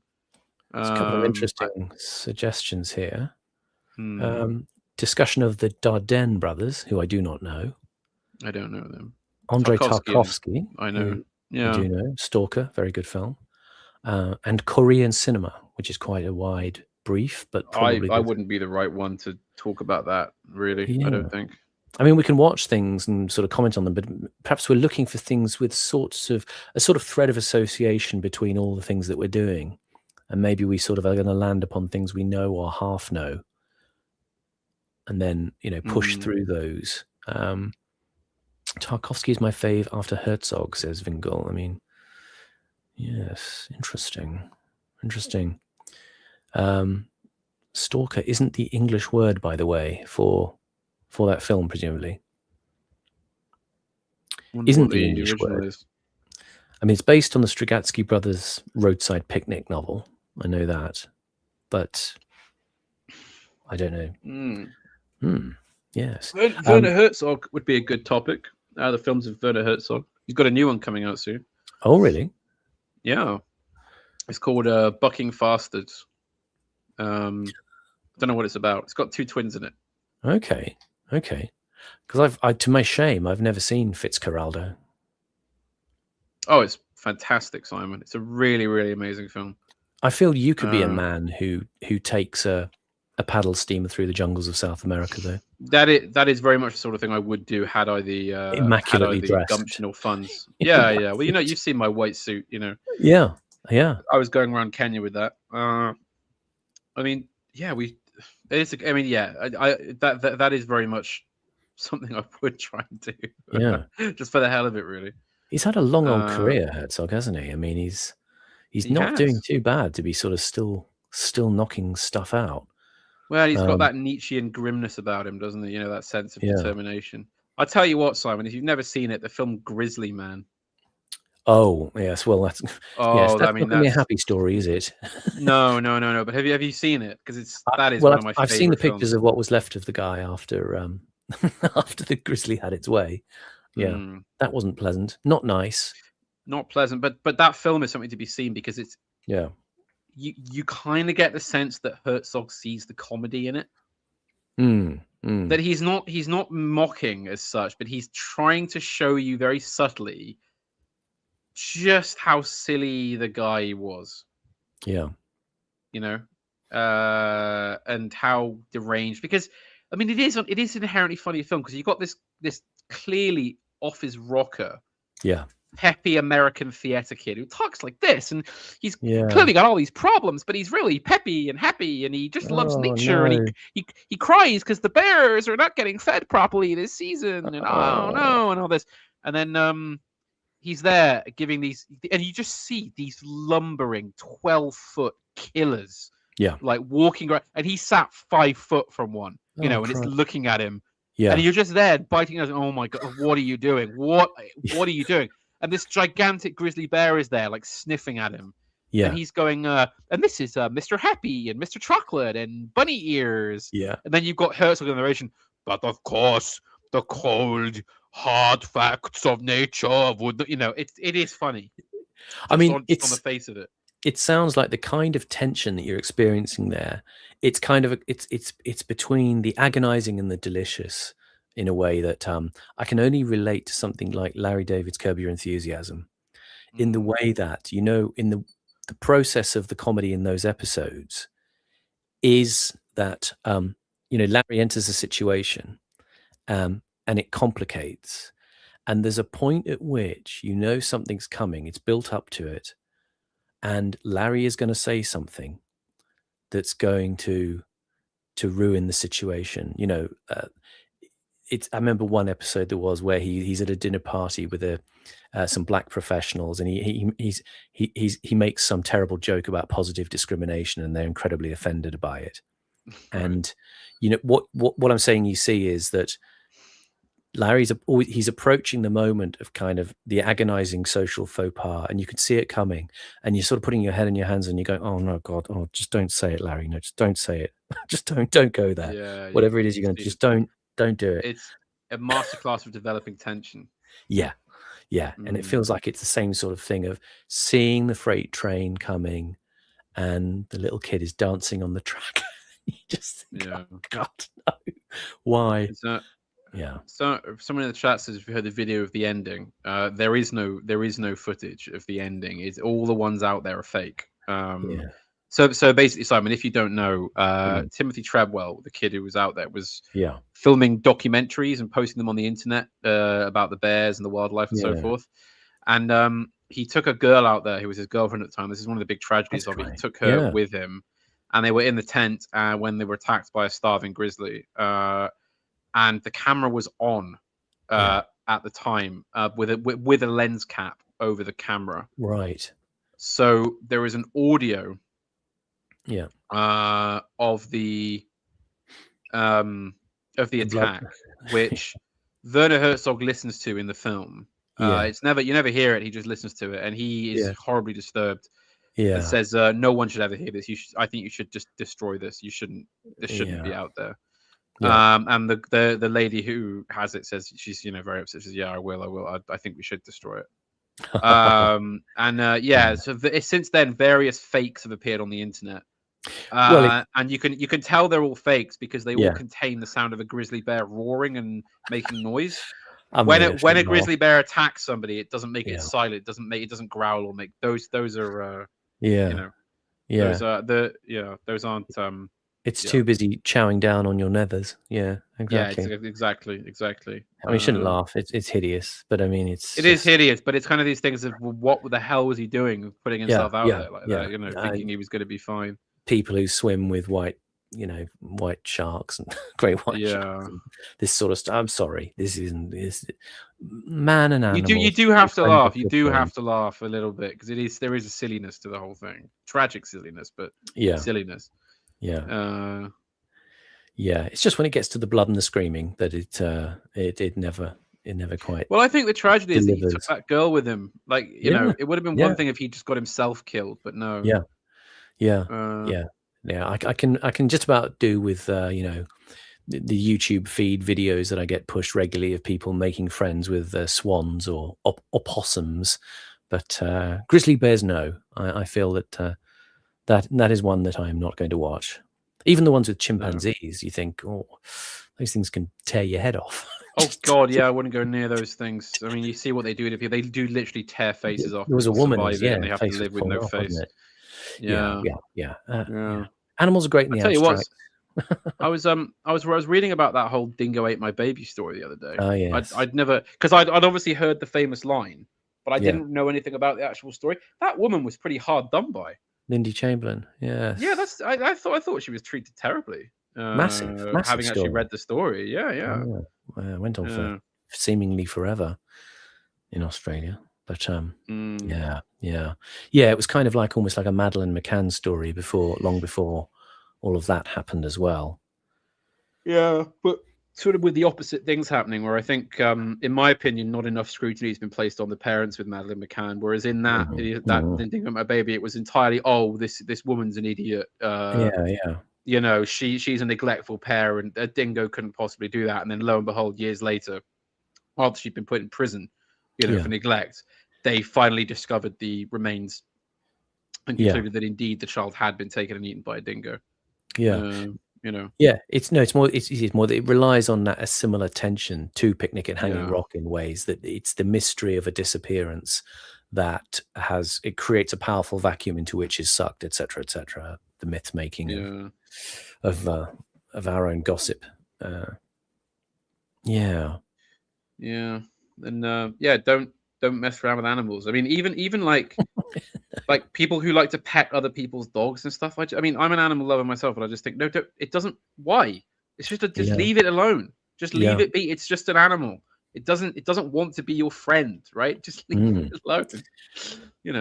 Oh, interesting left field suggestion coming in. A breakdown of the 1970 film version of Bartleby. Oh yeah, this is interesting. A few people have mentioned this to me. The Melville story. I didn't know there was a film adaptation of Bartleby, but we'll have a look. We could also. I was also thinking, Simon, do you reckon we could do some? Probably not, because the BBC has copyright. But Tales of the Unexpected. Do you remember that? Well, that would be interesting. Roald Dahl's Tales of the Unexpected. I think they were ITV, weren't they? Possibly, but they're not. They're not on YouTube, so I would think that it's hard to get them up. I mean, I say ITV, but I mean they would have been made under one of the regionals at the time, because we had all those marvelous things like Southern Television, Yorkshire Television, Tyne Tees, all that kind of stuff. Tales of the Unexpected. Let's see who made that. That was it was Anglia Television for ITV at the time. Yeah, yeah. Okay. Well, might see. I mean, it depends what's on YouTube, doesn't it? But yeah, that could be very interesting. Incidentally, I read several of the stories that were used in Tales of the Unexpected over on Proper Horror Show's channel. Very good. The Man from the South, Nunc Dimittis, and the one about the wine critic, which the title of which I can't remember, but that was great fun to read. Yeah, Man from the South was my favorite. Yeah, I think, because I remember it would freak me out a bit as a kid, because it's just it freaked me out in a good way, in an enjoyable way, Yeah. Man from the South. Yeah. Just the little finger on your left hand. Just hold it there for me. I will. Yeah. I will chop one quick chop.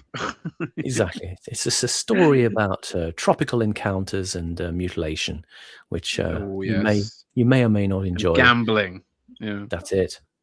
Suggestions that we could walk around Clacton, where that's essentially where London has fled to, says Richard Phillips. Yeah, but I think Ed Gutton's done a film already. It's I mean, we could find another. We could maybe go to Southend or something like that, but it would be the same. Also, I think this is going to sound this is going to be unpopular, Simon. Yeah. I think people would expect us to go for the whole, oh, woe is me, the English have been pushed out of their home and they live here. Yeah. I wouldn't do that. I would just go around going, I hate this place. Look at these people. These people are freaks. They're dysgenic. They don't do anything. They're all sat in spoons eating curry and they're rubbish. Don't like it. Hate it. I want to go back. I want to go back to horrible multicultural London. Panama might take an ungenerous view of those people. I may take an ungenerous view. I'm not a fan of that type of derelict. Yes, so. I know. I sort of know what you mean. Although I would be fascinated to go to somewhere like Canvey Island one day, because I'm quite a fan of Dr. Feelgood, and I'm always fascinated by the time they grew up on Canvey Island, which is a strange sort of place. It was flooded back in the 50s. I think there's sort of an oil refinery there. There's a great film by Julian Temple, Oil City Confidential, about their time down on Canvey, and Wilko Johnson, Lee Brillo, and the others. My uncle, my late uncle, when he did his national service, he was one of the drivers that was sent down as part of these motor convoys to Canvey Island, to evacuate all the people that lived there when it flooded. He used to tell me a story. I've never actually been to Canvey Island, but he used to often tell me that story. I think it's one of those interesting kind of slightly cut off zones, which I am kind of fascinated by. I mean, Suffolk has some of this quality. Some of the Sussex Downs has some of this quality as well. Slightly made remote in a certain way.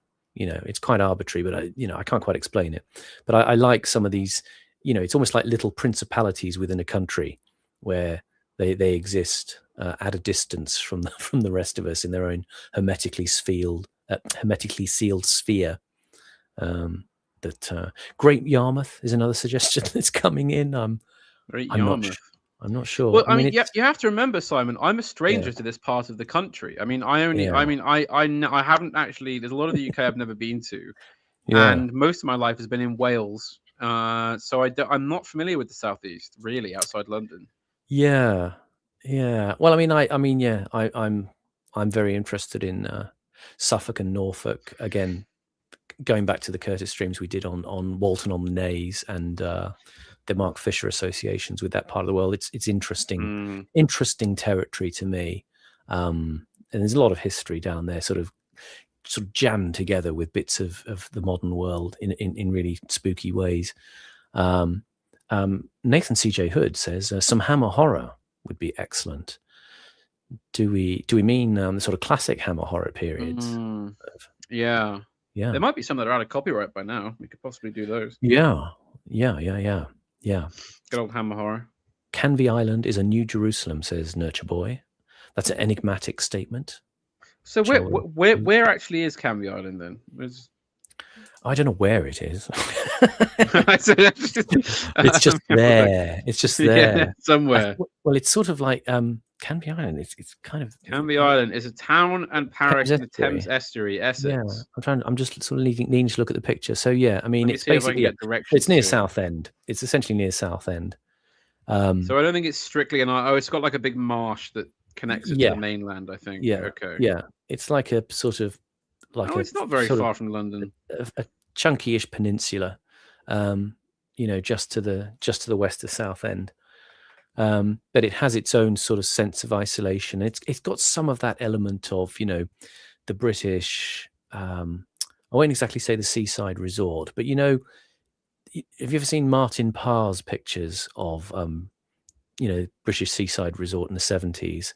These, that it's that kind of world that was in the Curtis doco about Walton on the Naze, of kids in flip-flops, ice creams in hands, the British at rest by the seaside in some form. Some of those kinds of interesting elements that are nice to kind of review. I just get the feeling there could be something interesting there. I mean, it could be awful and redeveloped now, and it could have lost all of its charm. But I like the idea that there was the thing about the band Dr. Feelgood was that they grew up, in this place where there was the flood was a big thing, and they all kind of created a kind of a sort of pirate story for themselves. They were all kind of pirates on the seas in this flooded place.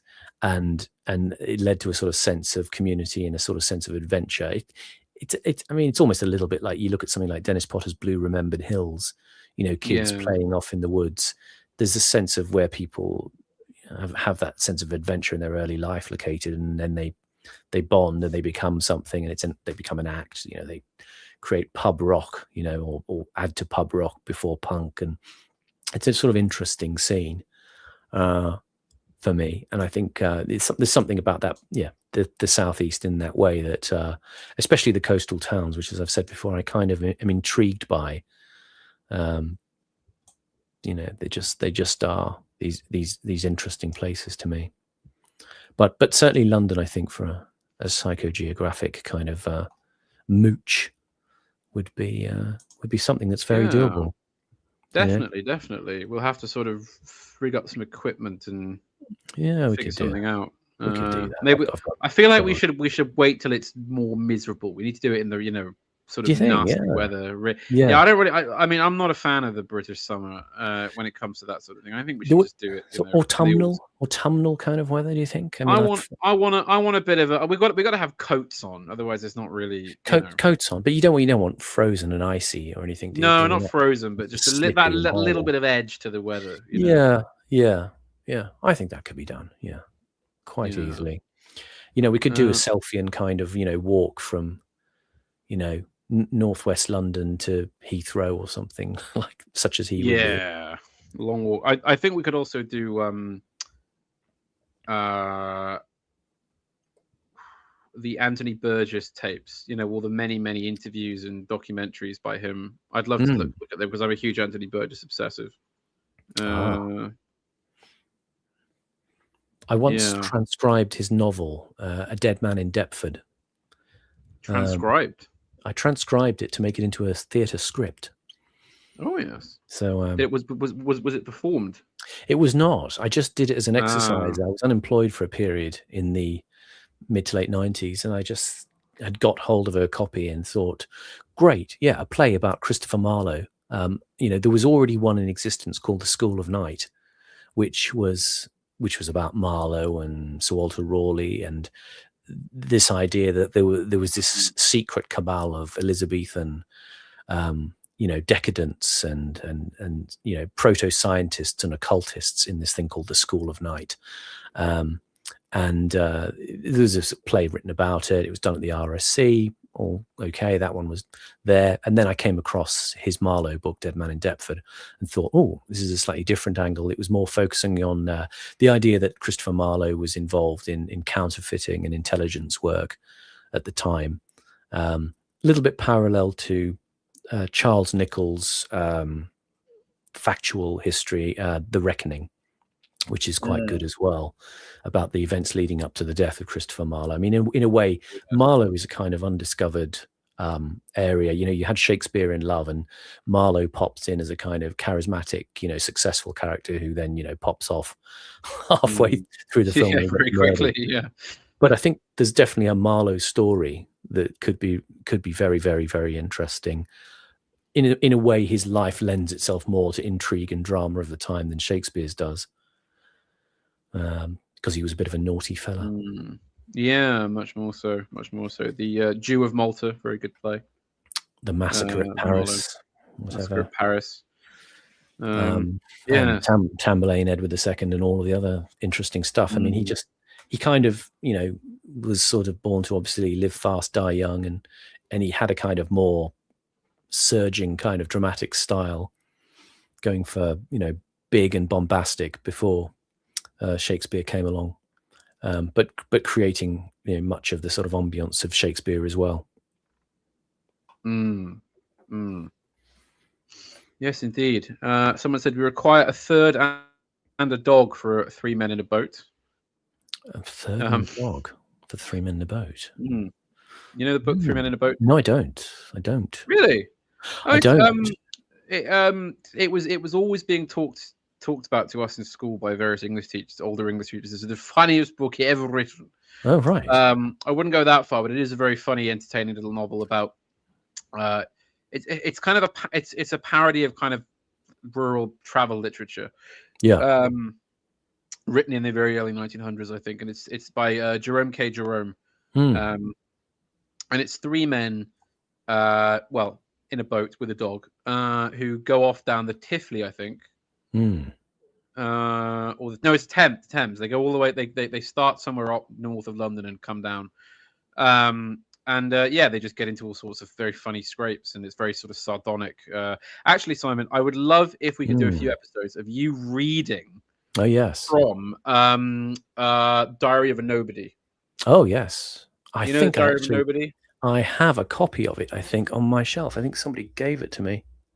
Do you think we could possibly do like an audio play version? Yeah. Where it's you, me, and maybe some others? And I'd love to do that. I could certainly vouchsafe to do some readings. That's absolutely fine. Please do, Simon. Whenever you go, I'll be straight up on the channel.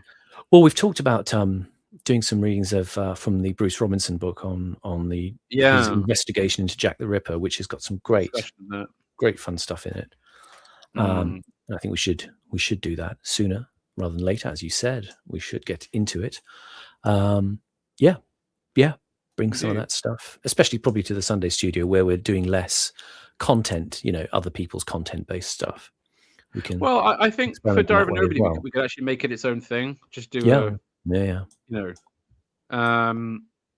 just have like an this is Diary of a Nobody performed by Simon Roberts and with a cast at Panama Hat and whoever else. I would really, really, really like for us to do, because it is a great look into late Victorian middle classness and the new middle class. I mean, it is genuinely funny. What about What about Karaoke and Cold Lazarus? That's the 2 last works of Dennis Potter. I feel a bit indifferent towards them because they didn't feel like his real peak, really. You were either sort of going to talk about The Singing Detective or possibly Pennies from Heaven.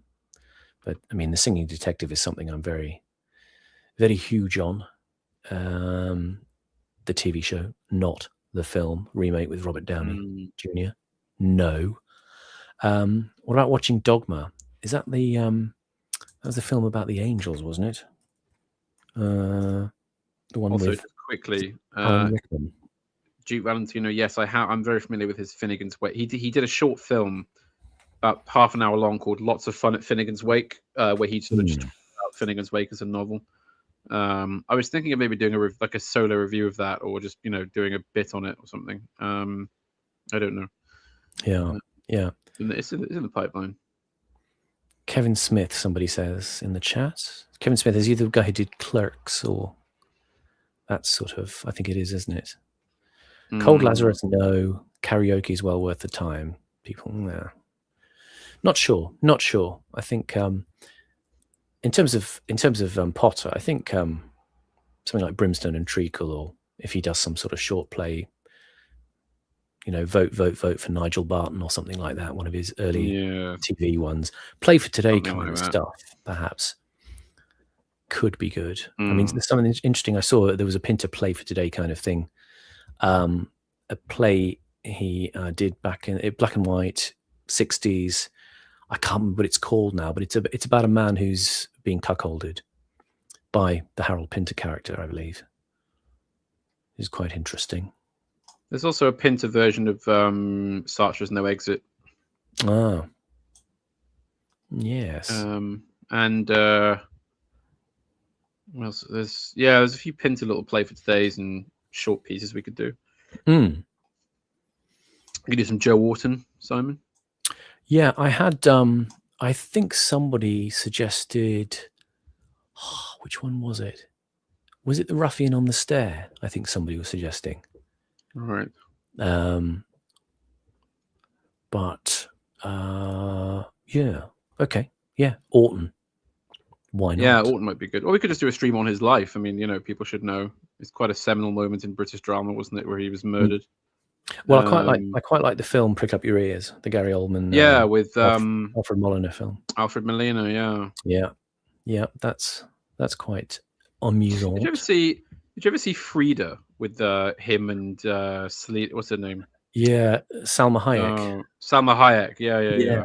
No, I steered away from Frida Kahlo because she's kind of one of those artists that sort of. She's become institutional in a bad way. Intolerable left. Yeah. They've kind of sanctified her. A sort of ugly Mexican who did, vaguely feministy things. So, you kind of get her forced down your throat, don't you? That's a pretty good summary. Ugly Mexican who did. Yeah. Yeah. Unfortunately, I hate to pigeon it because she is interesting, but that is basically what the reason that she's forced to be popular by the regime. It's worth watching for the Alfred Molina performance as Diego Rivera, who's her husband, and also Jeffrey Rush as Trotsky. At one point, we could do some stuff on Jeffrey Rush because I think he's got quite a good sort of. We should do like a Jeffrey Rush retrospective. Because he was in that because he was in that what was it, Shine, about the piano player. Yeah, well, David Helfgott, he lived in Perth, I think, when I was there. My friends were all music students. I went to a high school called Perth Modern, and there was a big music student stream in that school, and people used to go and watch him play the piano, where he'd be kind of leaning right over on the piano, going sort of really monging out on the piano. Yeah. Was he actually sort of retarded? Well, from what I gathered, yeah. I mean, he was. I've only ever seen the film. He was obviously thought of as brilliant, but his act came with a lot of. I think Glenn Gould was a bit similar to this, sort of making noise and. Well, Glenn Gould used to hum. Right, is that what? But not in it. But he wasn't like monging. He was just he'd like a very, very quietly hum along as he was playing. And the audio engineers used to try quite hard to get rid of it, but he used to insist that it stayed in. Yeah, because it became a kind of trademark. This very slight hum in the background of his playing, but it's like you could do a whole series of exceptional artists who do very irritating things while they're doing their act. Ralph Richardson knitting on stage while other characters are speaking. John Gielgud would be tap dancing while someone else is. Have you ever thought much of Alan Bennett? Oh yes, I love Alan Bennett. Oh yes. I was sitting there with Dame Thora, and she made a lunge for the custard creams. I smacked her hand very firmly, and she retreated, somewhat embarrassed. At that time, I used to go on the air several times a week with a chap called Simon Roberts I met in London. Absolutely. We used to talk about Alan Bennett and all sorts of funny little bits. Endless Alan Bennett impersonations. That's what he was kind of like. Someone says Glenn Gould is absolutely intolerable. I must say, I do have a number of his recordings though on vinyl. So he's never been one of my favorite. For me, he's a curiosity more than he is a serious musician. In that, I find him interesting artistically, but I don't. When I want to hear somebody play Beautiful Rachmaninoff, I don't put Glenn Gould on. But what about Goldberg Variations though? Would you accept that he? Yeah, I mean, I do have his Goldberg Variations, but again. I put them on when I want to hear a bit of Glenn Gould. I don't put them on when I want to hear, a serious performance of a prop. I don't when I want to hear them as they are. I don't need him sort of humming along like a window licker, Simon. Yeah. Don't bring your art to Panama if you're going to do it in a half-assed way. He's expecting the best, and quite right too. Well, I don't think he was half-assing it. He was a very, very talented musician. He just had too many personal idiosyncrasies. Don't bring your daft pony rendition of Bark to Panama. No.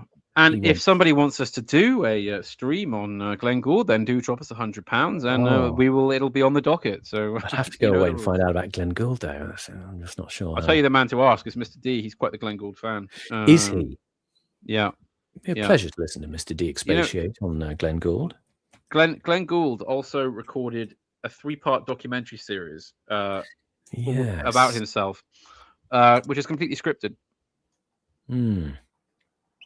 So yes, there is some other thing about Glenn Gould, actually. Some other film, not the 32 short films about Glenn Gould. There's some other thing about him that's maybe filmic, which I'll have to do a bit of research on that. Yes, that could be possible. But apparently Helfgott had schizoaffective disorder. I don't quite know what that is. It seems to be a mood thing. Sort of depressive episodes. Shall we look it up? Schizoaffective disorder, and there it comes up straight away. It's a chronic mental health condition combining symptoms of schizophrenia, like hallucinations or delusions, and a mood disorder such as depression or bipolar mania. So he's intolerable in multiple ways. Possibly you could get things like hearing voices, seeing things that are not there, holding false fixed beliefs, delusions. Oh, that's quite something of the age, isn't it? Apparently his wife said shortly before she died, Helfgott had been misdiagnosed for decades. He's never had schizophrenia and had actually had autism. Yeah, I think that's what I always associate him with, some kind of high functioning autism. Yeah. So there you go. Well, yes. I see. What else are people saying? How about When the Wind Blows, the Raymond Briggs cartoon, presumably? That's a brutal one. Yeah, we could do a double feature with Threads, and we could really go. I don't know if I could take 2 of them at once. Full Holocaust. It's so bleak. It's so bleak. They are a bit on the bleak side, yeah. Do you want to throw Kill List in as well, just to really, dampen our spirits down? Yeah. And then for an aperitif, we could watch Come and See, and then really send ourselves to bed, skipping happily. Oh yeah, lovely films. Yeah. Well, yeah. I mean, Threads obviously is a classic. Brutal classic as it is. When the Wind Blows is really quite horrible. It's not a comedy. Not really. Not a comedy. Yeah. No, and it's animated in that cutesy British snowman style as well, which doesn't help. The Life and Death of Peter Sellers is being suggested. Is that a documentary? I think it is a film with Geoffrey Rush. I've seen it because I don't remember it, but I do remember seeing it at some point. Do you remember it being any good? I don't really. It's difficult to know. Peter Sellers is a bit of an enigma. He's always usually brought up in the context of his identity crisis. He didn't really know who he was, kind of thing. And I can't remember if Geoffrey Rush rendered him in an interesting way, but Geoffrey Rush doesn't feel like the right kind of actor for Peter Sellers, in my mind. No, that does sound odd to me. Someone else perhaps is better. I have a feeling it didn't quite come off because of that dissonance, that he just wasn't quite right. And Sellers, in a way, seeing Sellers himself when you see him in interviews or documentaries where he's being filmed, fly on the wall style, he's kind of enigmatic enough in himself that you think, I'm not sure how you could play him better than himself. His kind of sense of insecurity and powerful emptiness sort of speaks out from the screen as he's just living on the camera in front of you. You can see his eyes kind of sort of pleading, throw me a bone here, help me out. As his voice kind of wanders off into impersonations and tics and all the kinds of things he's known for. He never seems, he never seems more ill at ease than when he's actually not in the shielded by the mask of a part. And so you almost feel it's cruel that, he was interviewed. Of course, he could be very funny when he was interviewed and, slightly madcap, but it also feels like the performance of a child who's desperately trying to keep mummy and daddy together. That sort of anguish. Do you know what I mean? It's harsh, but Victor Borge. I don't know if I've got enough of him. Victor Borge. I very much like the performances of Victor Borge. I don't know if we're saying it right. I think it's Borge. Victor Borge is always the way I always heard it. Victor Borge. No, I think he's very funny, Victor Borge. Could we do something on Tom Stoppard if we haven't done so already? Not the biggest fan of Tom Stoppard. I mean, I like Rosencrantz and Guildenstern, but I don't know about anything else. Yeah, I love the film of it with Tim Roth and Gary Oldman. I love that. That is good. That's excellent. But someone's asking me if I could do a Victorian bank clerk accent. I don't really know what that would be. If you invest your money wisely in the bank, is this the thing? And sound. Yes, it's from that. Yeah, okay. Mary Poppins. Yeah. Yeah, I haven't actually watched Mary Poppins, so I don't know. It's pretty good. It's pretty good film. I get why he likes it. Yeah. I do miss when people used to write into the Deepest Door and say Simon accent impression. Please do. It'd be something ludicrous. That would Port Film Co-op. He would, do an Irishman in a blender. Irishman in a blender riding a horse. Yeah. The problem is, at the moment somebody says that, your mind gets transfixed with confusion about how on earth you begin to approach that. You have to apply a kind of Stanislavskian method, I think. I mean, there's how do you prepare the inner circumstances of, a Gaelic man being torn apart by the savage threshing blades of a milkshake maker? Here's a proper question for you, Simon. Yeah. I really want to get into this at some point. So maybe, but depending on how big of a topic you think this is. When it comes to acting, right? For most of the history, there was no theory around it, right? You just acted. What do you believe in Stanislavskian, kind of like what actually, because I've never read his work. What actually is the Stanislavskian system? Like, how does it? Do you think there's something to that, or do you think it's sort of a lot of waffle, or what is that as a system? No, I think it's a way of kind of organizing the actor's thoughts and systematizing the processes by which you create a believable performance. Stanislavski existed very much at a point where he was conscious of the inherited performance styles that people had essentially learned by rote, if you like, of taking a performance from, let's say, a master who they imitated and then, rolled out on the stage night after night in a way that he would think of as very cold and technical and not felt as emotional truth. And so over a sequence of books, I can't remember the order in which they come, an actor prepares, building a character, My Life in Art.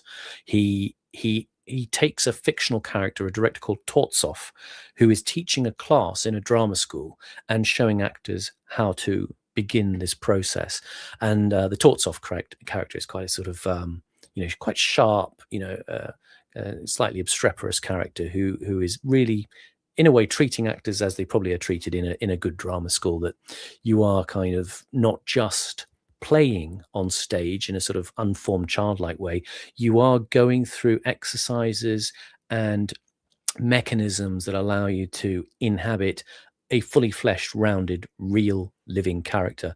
You can go on a stage and give people often confuse caricaturing human psychology on a stage, or taking characteristics of a character and playing them as character, e.g. something like Richard III, he kind of has a hunchback and he limps. So people kind of do they hunch their back up and they twist their hand and they speak in a kind of, a kind of querulous, shrunken voice as Richard III. And this is just playing physical mannerisms. It's not a kind of durable way of presenting a believable person on a stage. And of course, it's always difficult because there's the apprehension of things on a stage as not being quite natural anyway. So how do you represent human psychology through drama on a stage and then on film?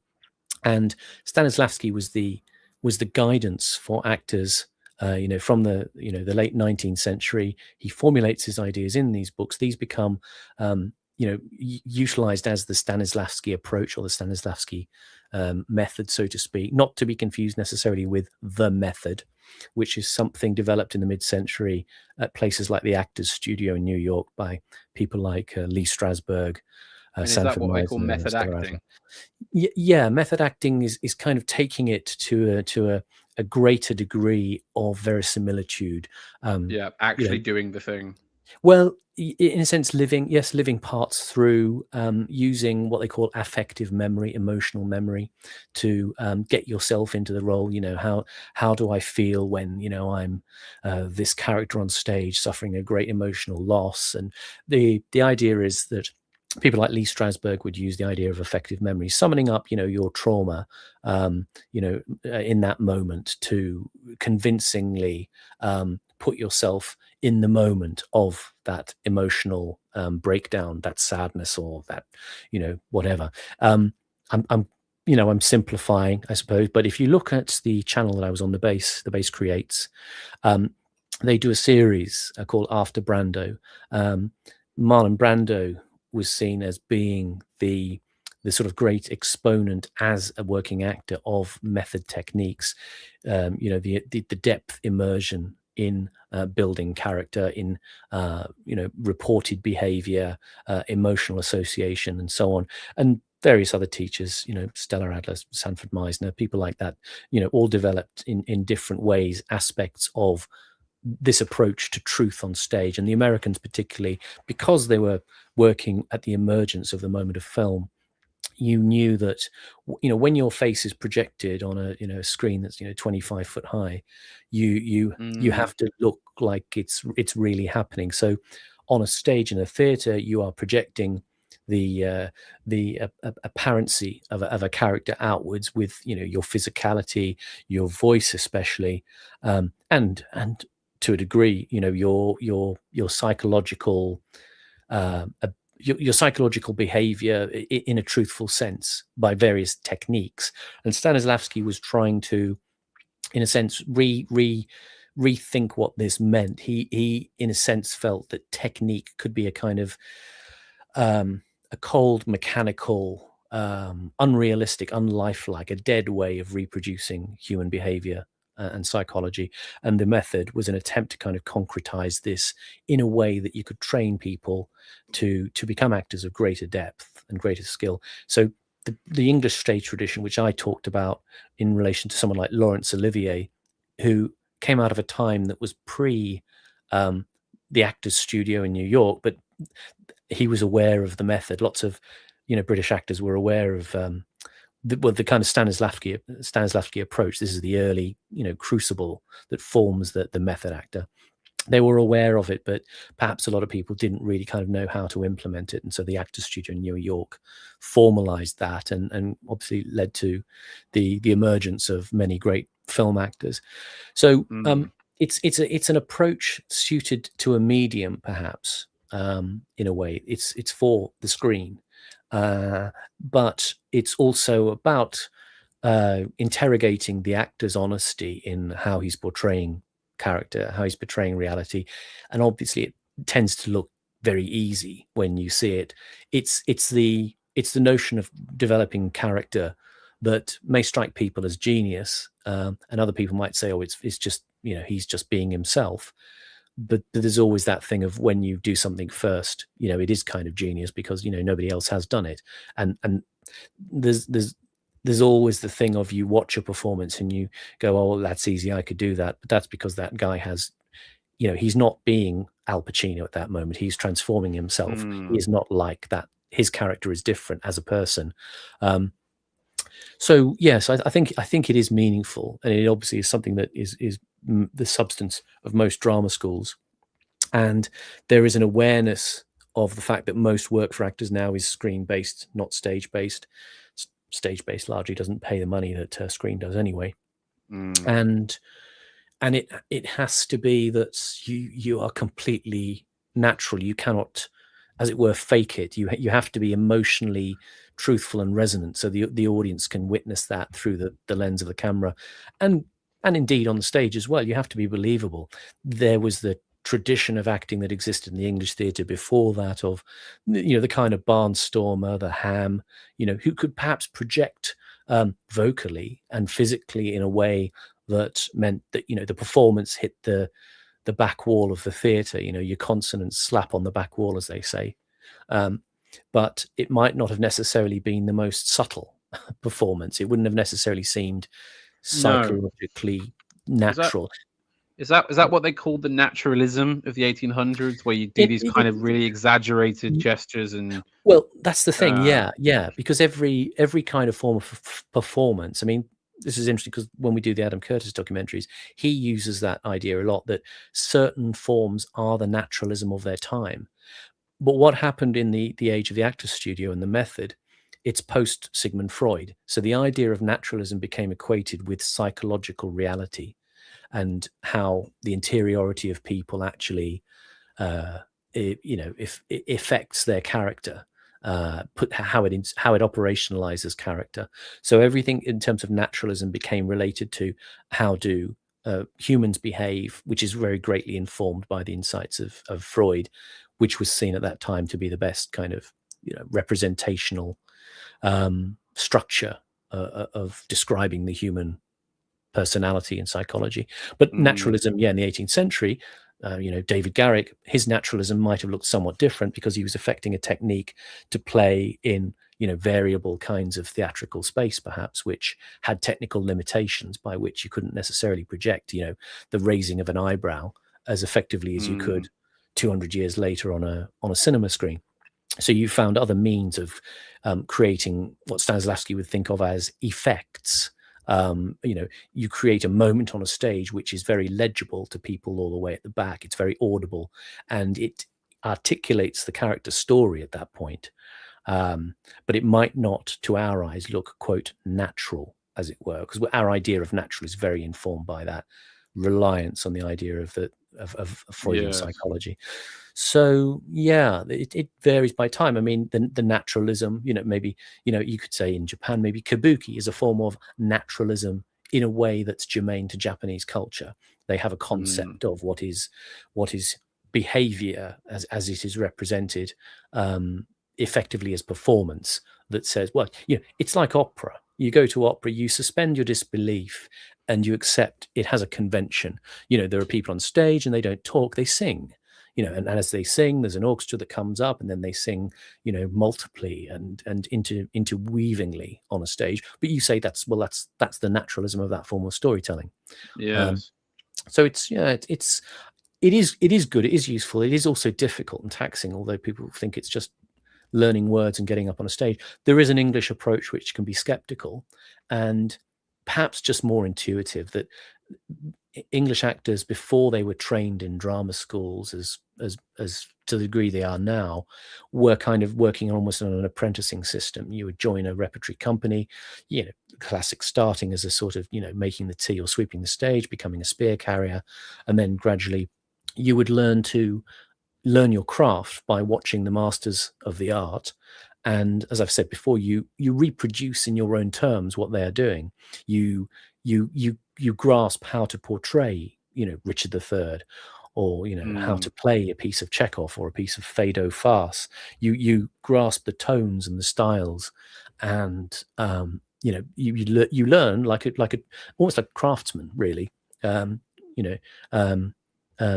ways of performing different kinds of text, because usually you are performing something based on a text. Someone like Mike Leigh, of course, makes films that are largely based on improvisation. They're put into a text form eventually, but you start just by being in a room with people and interacting with them as you might in real life without any script. So it's all of these approaches to gain. I mean, the best English actors, some of them will be kind of, as it were, without that sort of undergirding, and some may be fully versed in a kind of immersive method type technique.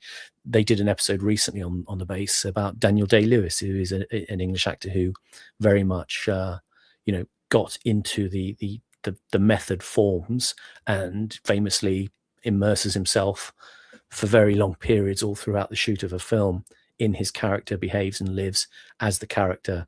And it can seem kind of precious, and it can seem kind of, a bit pretentious, but that you can only judge it by what you think the force of his performance is. Yes. And he's a great exponent, I suppose, of a kind of depth acting. But there's a thing about this. I was chatting to them recently because they've asked me to come back on and do another show. And excellent. It'd be nice. I'm sort of at the end of my repertoire in a way, though, because one of the things is that I think they explain very well themselves about it's mostly American actors really who work from method kinds of approach, and as trained actors themselves, they've gone to drama school. They've done the hard yards of working through those kinds of approaches, and I haven't. I'm what you would call a university actor. Back in the 60s, you had some people emerge like Ian McKellen or Derek Jacobi, who were university actors, and sometimes that could be a bit disparaging, but it just meant basically guys who, blew their time at university, not doing their degree, working in the theaters, and then eventually getting into rep and being seen and getting into the national and kind of developing their craft that way. And a lot of university actors classically can feel a bit of an imposter syndrome because they don't have the training of actors who've gone to RADA or Central or Guildhall, one of the big drama schools. And so it can be tricky. But then again, would you say Ian McKellen or Derek Jacobi were poor actors? They might seem mannered in certain ways, but then that might also seem very suiting to the context in which they're playing. I think I don't think Ian McKellen would be anywhere near as effective if he wasn't mannered, because I mean that's really the secret to the greatness of his performances, is that he does almost do a kind of repertory stage performance. He does like to sort of just skirt the edge of being a little bit hammy, but in a way that's really endearing. I mean, for example, there was a recent little BBC production where they'd unearthed some old transcripts of an interview that Lowry, the artist, had done with a young woman who had interviewed him in his later years. And they got Ian McKellen to play Lowry in a kind of reconstruction of these interviews. Not dramatically, not like a production in which he's playing Lowry, but like almost as if the BBC is filming the interview and he's there as Lowry. And it's all wonderful. It's all in the little tics, the little way he moves his hands around a coffee cup, and the little old man sort of facial tics and sort of little shuffles of the shoulders. And it's if you'd brought in a kind of high caliber actor, trained drama school actor to do this, or you got Daniel Day-Lewis or something, it wouldn't work in the same way, because Ian McKellen understands that slightly folksy British manner of stage acting that I think really is, as I say, the bread and butter of a lot of his performances. I think it's also because it's intrinsic to, we've talked about this before about the way we socialize as the English, the Welsh, the Scots, the Irish, on these isles. We have these elements of performativity in our interactions anyway, and we kind of have these bits where now I'm being sincere, now I'm being a bit ironic, and we kind of have this interplay of different modes, of different voices in which we present ourselves. And it's why, in a way, that there's always been this strange conjunction of forces in England where you've got these elements where people kind of play within their class or outside of their class. They play their different ethnicities. A friend of mine who was in the military, he was Welsh. He said, sometimes I turn the Welshness up a bit, to get what I want, because he goes to the officer and says, "Oh, please, sir, could I have this?" He pretends to be the slightly slightly chumpy, slightly chumpy Welshman. Because I don't know what I'm doing, sir. Yeah, that's right. Yeah, yeah. So he would do that. And so there's elements of that as well. There's the elements of increasingly the private and the public character. These are kind of concepts that the Victorians would understand very well. People play between those elements. They play with irony. I think the English are quite a much more highly performative race in many ways than for the English, I mean all of Scots, Welsh, Irish, etc. But I think that's why we've had this conjunction of performers and of public intellectuals as well, of socialites, of eccentrics, even people. Obviously, there's in England there's great tension about people who are straight or who are gay. That difference between their private and their public life, and of course the gay subculture in the past. They had their own language to an extent. They had their own idiom. They had their own methods of association. And also there's the other element of English identity, which is espionage as well. That the idea of being the spy in some way, being the imposter in some way, is a kind of part of your social currency, playing with how you associate within different groups and to outside groups, and how you wear your identity. Do I lean into my regional accent, or do I keep my RP accent?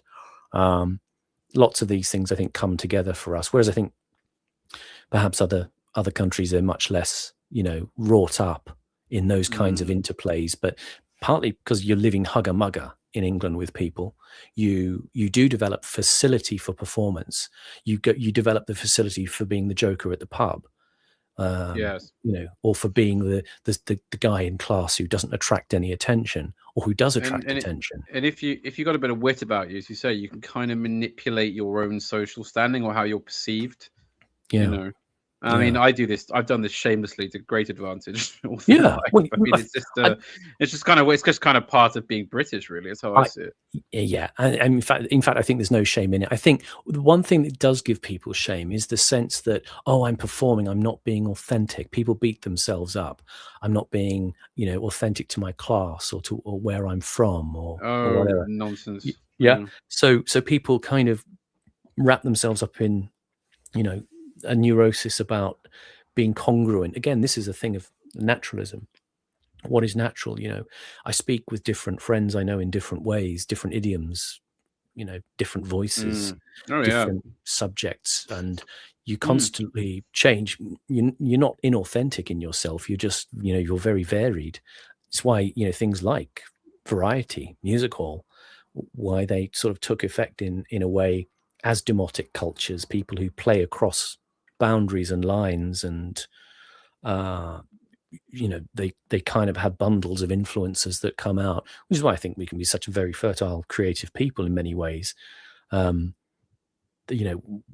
looked at the eccentrics in Soho, the colony rooms and things like that, and the way you've got these sort of bunches of maybe disagreeable outsiders, but they're all perfectly capable insiders in their own world in terms of being artists or creatives or writers, journalists, whatever.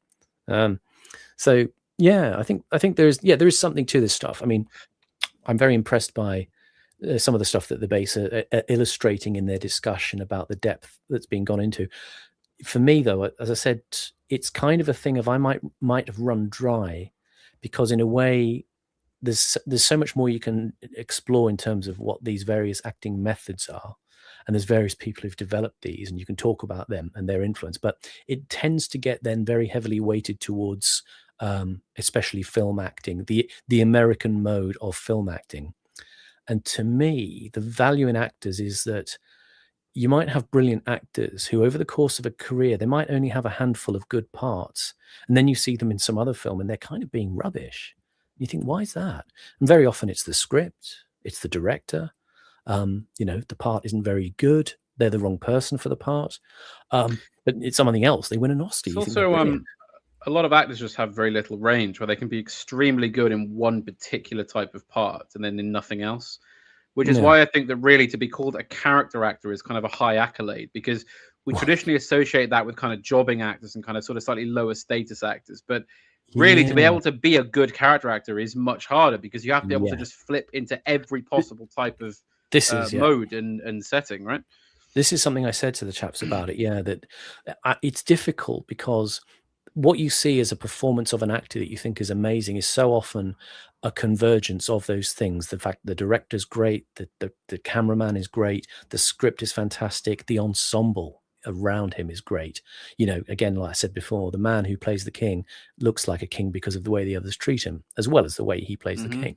So there is actually so much there that I said to them, I said, look, I don't know if I could talk about any one other actor. You know, you could talk about Richard Burton, or you could talk about whoever, you could talk about Robert Duvall, all of these terrific actors. But very often I'd be thinking, well, you know, there's great acres of career that they have where actually a lot of the time they might not be doing anything amazing at all, because that film that they're in is a bit crap, or that script is a bit rubbish. And actually there's only one or two things that I think they're memorable for. So it's much more context dependent. And I would say you have to sort of think about it in that way. It's that, and I said for an example, I said, look, I could come on and talk about Michael Gambon in The Singing Detective, because I think it's a great performance. But a lot of that is also the fact that it's a great script, it's shot brilliantly, and the other actors around him are terrific as well. So it becomes less of the construction of the actor as the single indispensable genius of performance, and in a sense more about the way the actor and the ensemble. I'm kind of more fascinated by great ensembles, people who do a show together and they work just like a machine, perfectly lubricated and in sync, and it's like watching a great family at work, and you cherish that. And as you say, I've said to them as well, I said, look, actually I kind of like a lot of character actors, people who, you know, if you imagine someone like Nigel Green, he played Colour Sergeant Bourne in Zulu, you know, big Colour guy, Sergeant Bourne, moustache. He was comedians, please. He was Colonel Dolby in the Ipcress File. He had this sort of career where he played a lot of ramrod-backed, you know, ex-military types, no nonsense types. Yeah, but he had immense charisma at doing it, and he's just one of, you know, multifarious British character actors that you just think, I just love watching this guy because he's just perfect. And if I was an actor, I'd feel very lucky to have a niche like that, you know, because it sort of guarantees you a bit of sensibility and stability, doesn't it? I think I mean, Michael Byrne, who died the other day, you know, all sorts of people who've just, you know, we talked about Hywel Bennett earlier on, you know, he's a great actor, you know, but they're all nobody. Arthur Lowe. Yeah, nobody would say on their own. Leo McKern, sorry. Yeah. No, exactly. I mean, he was great in The Prisoner, for example. You know, he was great as Rumpole. He's also great in The Prisoner. I mean, they pop up at places and they're just right, and the versatility is admirable. Whereas nobody's going to say, oh, well, Leo McKern and compare him to Marlon Brando. Well, you kind of can't. They're not really doing the same trade, but really, it's quite different.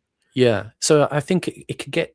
The talk about acting and actors can kind of get stuck revolving around the big, what are seen as the big kind of heroic personalities of acting, whereas actually I can be just, you know, transported and charmed by some person I see with a great company, working with a good company, and the whole thing is just like clockwork. It's perfect. It's brilliant, and that sort of moves me more in a way, especially if it's a great story, a great script, a great piece, and very often a lot of the best stuff I see is on TV.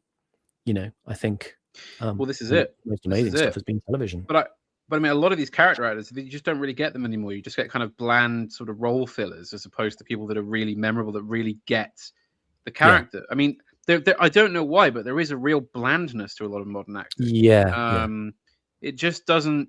It doesn't stick in your mind. You don't really feel like you're seeing the performance. I mean, I would say actually, I mean, weirdly enough, a lot of A-list stars have actually gotten quite good at character acting. I mean, Leonardo DiCaprio, always gives very interesting performances, basically as just like an A-list character actor. I think. I mean, you know, if they think of him in Django or something like that. You know, where he's playing this kind of cartoonish Southern, you know, mustache twirling villain or something like that, or in Once Upon a Time in Hollywood. You know, I mean, it's okay. It's not old school character acting, but it is kind of verging on. No. I think you're right there. I mean, that's kind of a good example, actually, that his part in Once Upon a Time in Hollywood, which is a good film, people, if you haven't seen it. Excellent film. Is that actually? I mean, I like to see him playing kind of down from his usual status, and he plays that part of a guy who's, he's kind of coming apart at the seams. He's not a happy man.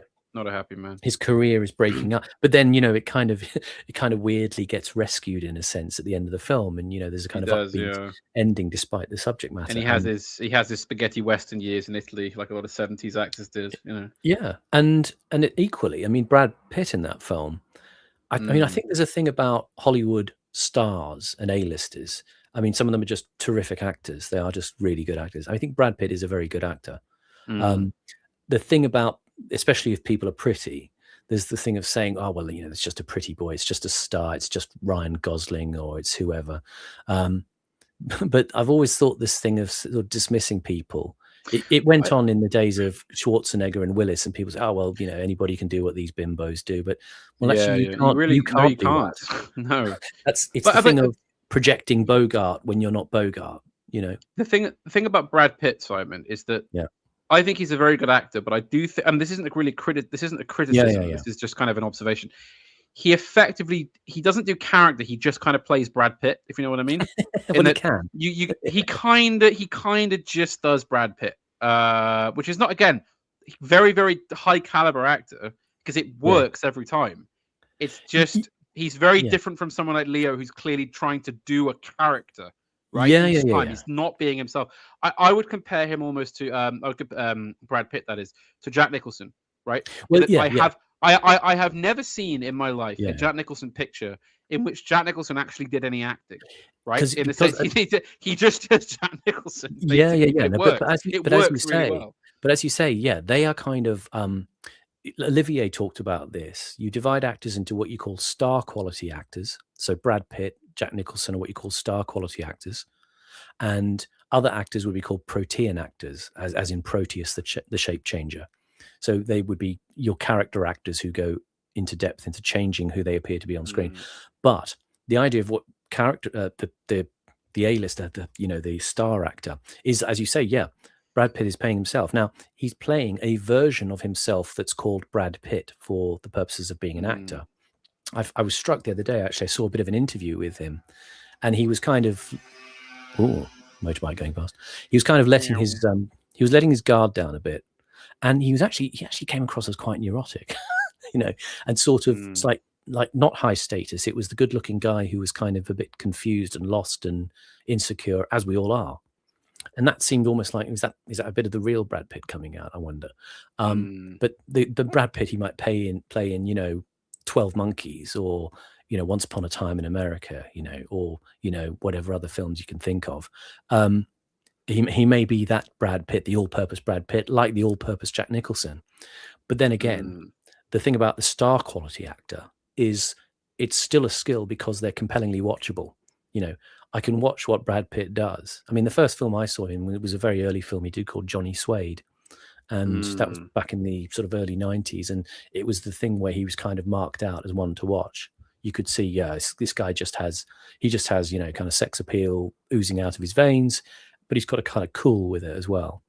And you can sort of like him. You don't feel you have to compete with him as a man or anything like that. And, he's just going to be charismatic. And Jack Nicholson, he can be in 5 Easy Pieces, or he can be in Chinatown or The Shining. He's Jack Nicholson. He's great. I mean, it doesn't matter. It just works. It just works. I mean, I remember years ago watching The Shining with Mr. D. Yeah. And I offhand, when we were talking about it, I said offhandedly, well, and of course it's about a guy who goes mad. And he says, whoa, hang on. Because Jack Nicholson, it's not a film about a guy who goes mad. He starts off clearly totally off his rocker. Yeah. Before you even get going, right? And and you have to remember, when it came out, The Shining was not a popular film.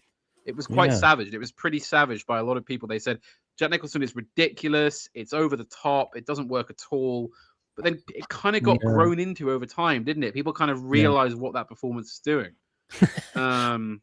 Yeah, I mean, it would be interesting to see it with 1980 eyes, and see if that registered. Because to me, it's always been, from the first time I saw it. Again, there's no good actor, bad actor thing. I mean, they're very competent actors. You see the Vivian Kubrick film that she did while Stanley was making The Shining, and the interviews she does with Jack Nicholson, which are very revealing about the relation of the actor's art to the director's art. Jack is doing, dozens and dozens of takes for Kubrick and saying, I can do it any way you want, Stanley. How do you want me to do it? And he does it, very naturalistically. And then Jack says, what's wrong? And Stanley says, well, it's very real, but it's not very interesting. So just be interesting, because the idea is to be interesting on screen, and happy accidents, as they say, will happen, and you'll create something memorable. Whereas you can be terribly, terribly natural, but it's very, very boring. Reported human behavior, as it actually is, can be unremarkable, even if it's very fully lived as authentic. It can just be not screen worthy. It just doesn't make the picture interesting. Yeah, exactly. Sometimes. I think people should have more trust in what the artist is doing a lot of the time. People unless you are a practitioner, then a lot of the time you just don't realize what's going on behind the process to make it appear that way. Yeah, so you shouldn't always be. I think people, as I say, they used to dismiss stars, the star actors, and it's like, well, if you can be Stallone, go and be Stallone, but you can't. Exactly. Well, why aren't you doing it then if it's that easy? Go on. Exactly. Let's see you do Sylvester Stallone or someone else. But then they are, they're embedded. They're working in the system, and they're working, to what their strengths are, as Schwarzenegger said. They do, even if they're limited, what they can with the limitation, and they make that the USP. Now, as we move towards the 4-hour mark, and I think begin to probably wrap up, there's a few things I need to go through. So first of all, Simon, tomorrow's stream, I suggest we do Alan Wicker's Haiti. Oh, okay. Isn't that a bit of blood and guts for the audience? We are going full Tonton Macoute. Tonton Macoute, straight from the off. With sounds. Alan Wicker's Haiti. Sounds positive. Yes, let's do that. So 1 o'clock tomorrow. Alan Wicker's Haiti. Be here or be queer, as they say. Yes. And there's a few things to go through. So in the chat, Vingle says, "What do you think of Lowry?" On one of the old XFM episodes, Carl mentions Lowry being his favorite artist, and Gervais pokes fun at that. So I rather like Lowry, not like a sort of top, totally favorite artist, but I like his work.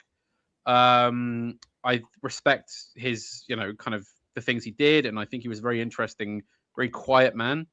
And I think that particular episode you're talking about, Vingle, it's a perfect example of when Ricky Gervais's nouveau riche kind of middle class arrogance comes through. Him and Steve Merchant, actually, because Carl simply says, Carl Pilkington is a man without pretension. No, he's just a bloke who comes and just, he says, I like it because, I just like the way he just likes it. It depicts life and, people coming home from work, and it's got that kind of sort of wistful quality to it. I'm putting slightly more eloquent words there than what Carl said, but that's pretty much it. And of course, they both laugh and go, "Oh, what? How silly!" Because of course they both internally want to be seen as, intellectuals. So they kind of deliberately force themselves away from it, and then a few episodes later, or some other point in the series, Carl mentions an abstract painting Ricky has in his house, and kind of goes, "Well, why do you like that? It's nothing. It's just a bunch of colors." And of course, Ricky can't actually say why he likes it. The reason he's got it there is because he thinks it'll make him seem deep and kind of, sort of thinking. And he kind of goes, well, it's abstract, innit? It's abstract, innit? Abstract, innit? It's abstract, and it's mood in that, innit? Sort of, totally unable to defend why he actually likes it or say anything about that type of art. It's kind of an interesting reversal. No, I like Larry. I've always admired his work. Now we do have another challenger, Simon. Ko-Fi challenger, £100. C123 says, given your love of poetry of all sorts, might you consider a program on Banjo Patterson?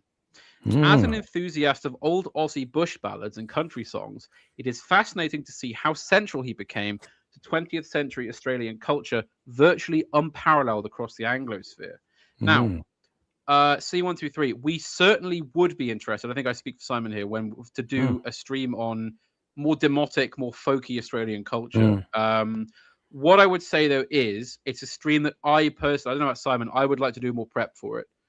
Yeah. That I would have to do a bit of reading, so it's not something that we're going to be doing like really soon. It's not going to be next week probably, but we will certainly take you up on your challenge. So yes, your £100 will result in a stream on Banjo Paterson and Australian bush poetry, because I know there's a lot to talk about there, and also just Australian poetry in general. I think is.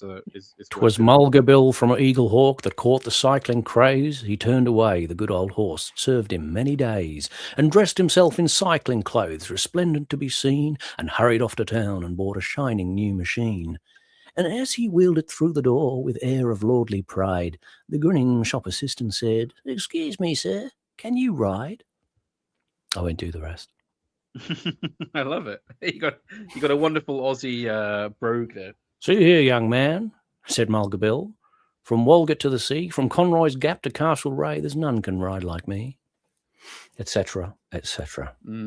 Yeah, but Banjo Paterson, great, and again, it's great spoken aloud, in its way, Homeric poetry for Australian culture. You know what we ought to do, Simon? We ought to. You know, the Persians have Nowruz, where they all sit together and like eat and drink. And we'll do some Rumi. well, no. I was thinking, like, we get like 5 of us. We come on the stream. It's late at night. We all have beer, bread, cheese, and we just drink and read poetry and be merry. There we go. 3 hours or something. Wouldn't that be wonderful? Yeah. Just literally, just go from one to another. Yeah, absolutely. Yeah. I'd love to do that. Yeah, just speak it aloud. I'm interested in getting away from poetry as literature you read. We need the joy of it. You need the hearth. You need to establish a hearth around which the poetry is spoken. Whether it could be Shakespearean verse, a sonnet. It could be the Battle of Malden. It could be Beowulf. It could be the Canterbury Tales. It could be Keats, Blake, whatever you like. Before the Roman came to Rye or out to Severn strode, the rolling English drunkard made the rolling English road, a reeling road, a rolling road that rambles round the shire. And after him the parson ran, the sexton and the squire. A merry road, a mazy road, such that we did tread the night we went to Birmingham by way of Beachy Head. Yeah. Really, Who's that? That's great. That's the first verse of Chesterton's Rolling English Road, if I remember it right. Wow. Is that a form of in what form is that, a verse or? I don't know. It's not. It's would it be before the Roman came to Rye or out to Severn strode? It's It's iambic, certainly. In that it starts off on an unstressed syllable. And it's unstressed, stressed, unstressed, stressed all the way through. I'm pretty sure, though I don't know that it's strictly. It's not strictly a form. It's kind of ballad meter, if you like. It's just, but really, the reason it feels so wonderful to read aloud is just because of the way Chesterton assembles the vowels and the choice of words and the alliterations. I think my favorite is going to be the second verse, about kind of hating your own country but defending it anyway. I knew no harm of Bonaparte and plenty of the squire, and for to fight the Frenchmen I did not much desire. But I did bash their bagonets because they came arrayed to straighten out the crooked road an English drunkard made, where you and I went down the lane with ale mugs in our hands, the night we went to Glastonbury by way of Goodwin Sands. Fantastic. Yeah, I mean, a lot of his poetry is wonderful like that. In my beginning is my end. In succession, houses rise and fall, crumble, are extended, are removed, destroyed, restored, or in their place is an open field or a factory or a bypass. Old stone to new building, old timber to new fires, old fires to ashes, and ashes to the earth, which is already flesh, fur, and feces, bone of man and beast, cornstalk and leaf. Houses live and die.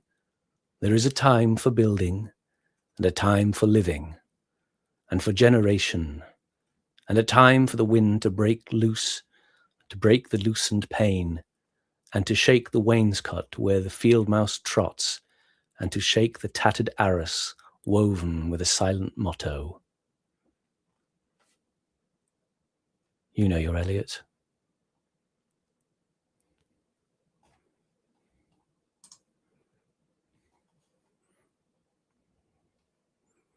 You've gone mute. Sorry, Simon. I muted while you were reading the poem, and well, I forgot that I'd done it. I was talking there. No, I was going to say yes. Of course, that's East Coker from the there from the you go. Quartets. You know your business. I know my Eliot. Yes. If I were tickled by the rub of love, a rooking girl who stole me for her side, broke through her straws, breaking my bandage string. If the red tickle as the cattle carve, still set to scratch a laughter from my lung, I would not fear the apple, nor the flood, nor the bad blood of spring. It's the first verse of If I Were Tickled by the Rub of Love by Dylan Thomas. Yeah. And death shall have no dominion. Oh, the way was it? Oh, yes. Welsh preacher man coming in there. Oh, aye, Caitlin coming down now to Larne under Milkwood, where we shall go and have a Guinness. Oh God, under Milkwood. I mean, there's one, you know. But go on, Simon. I know you can do I know you can do the opening. To begin at the beginning, it is spring, moonless night in the small town, starless and Bible black. The cobbled streets silent, and the hunched quarters and Rabbit's Wood limping invisible down to the slow black, crow-black fishing boat bobbing sea.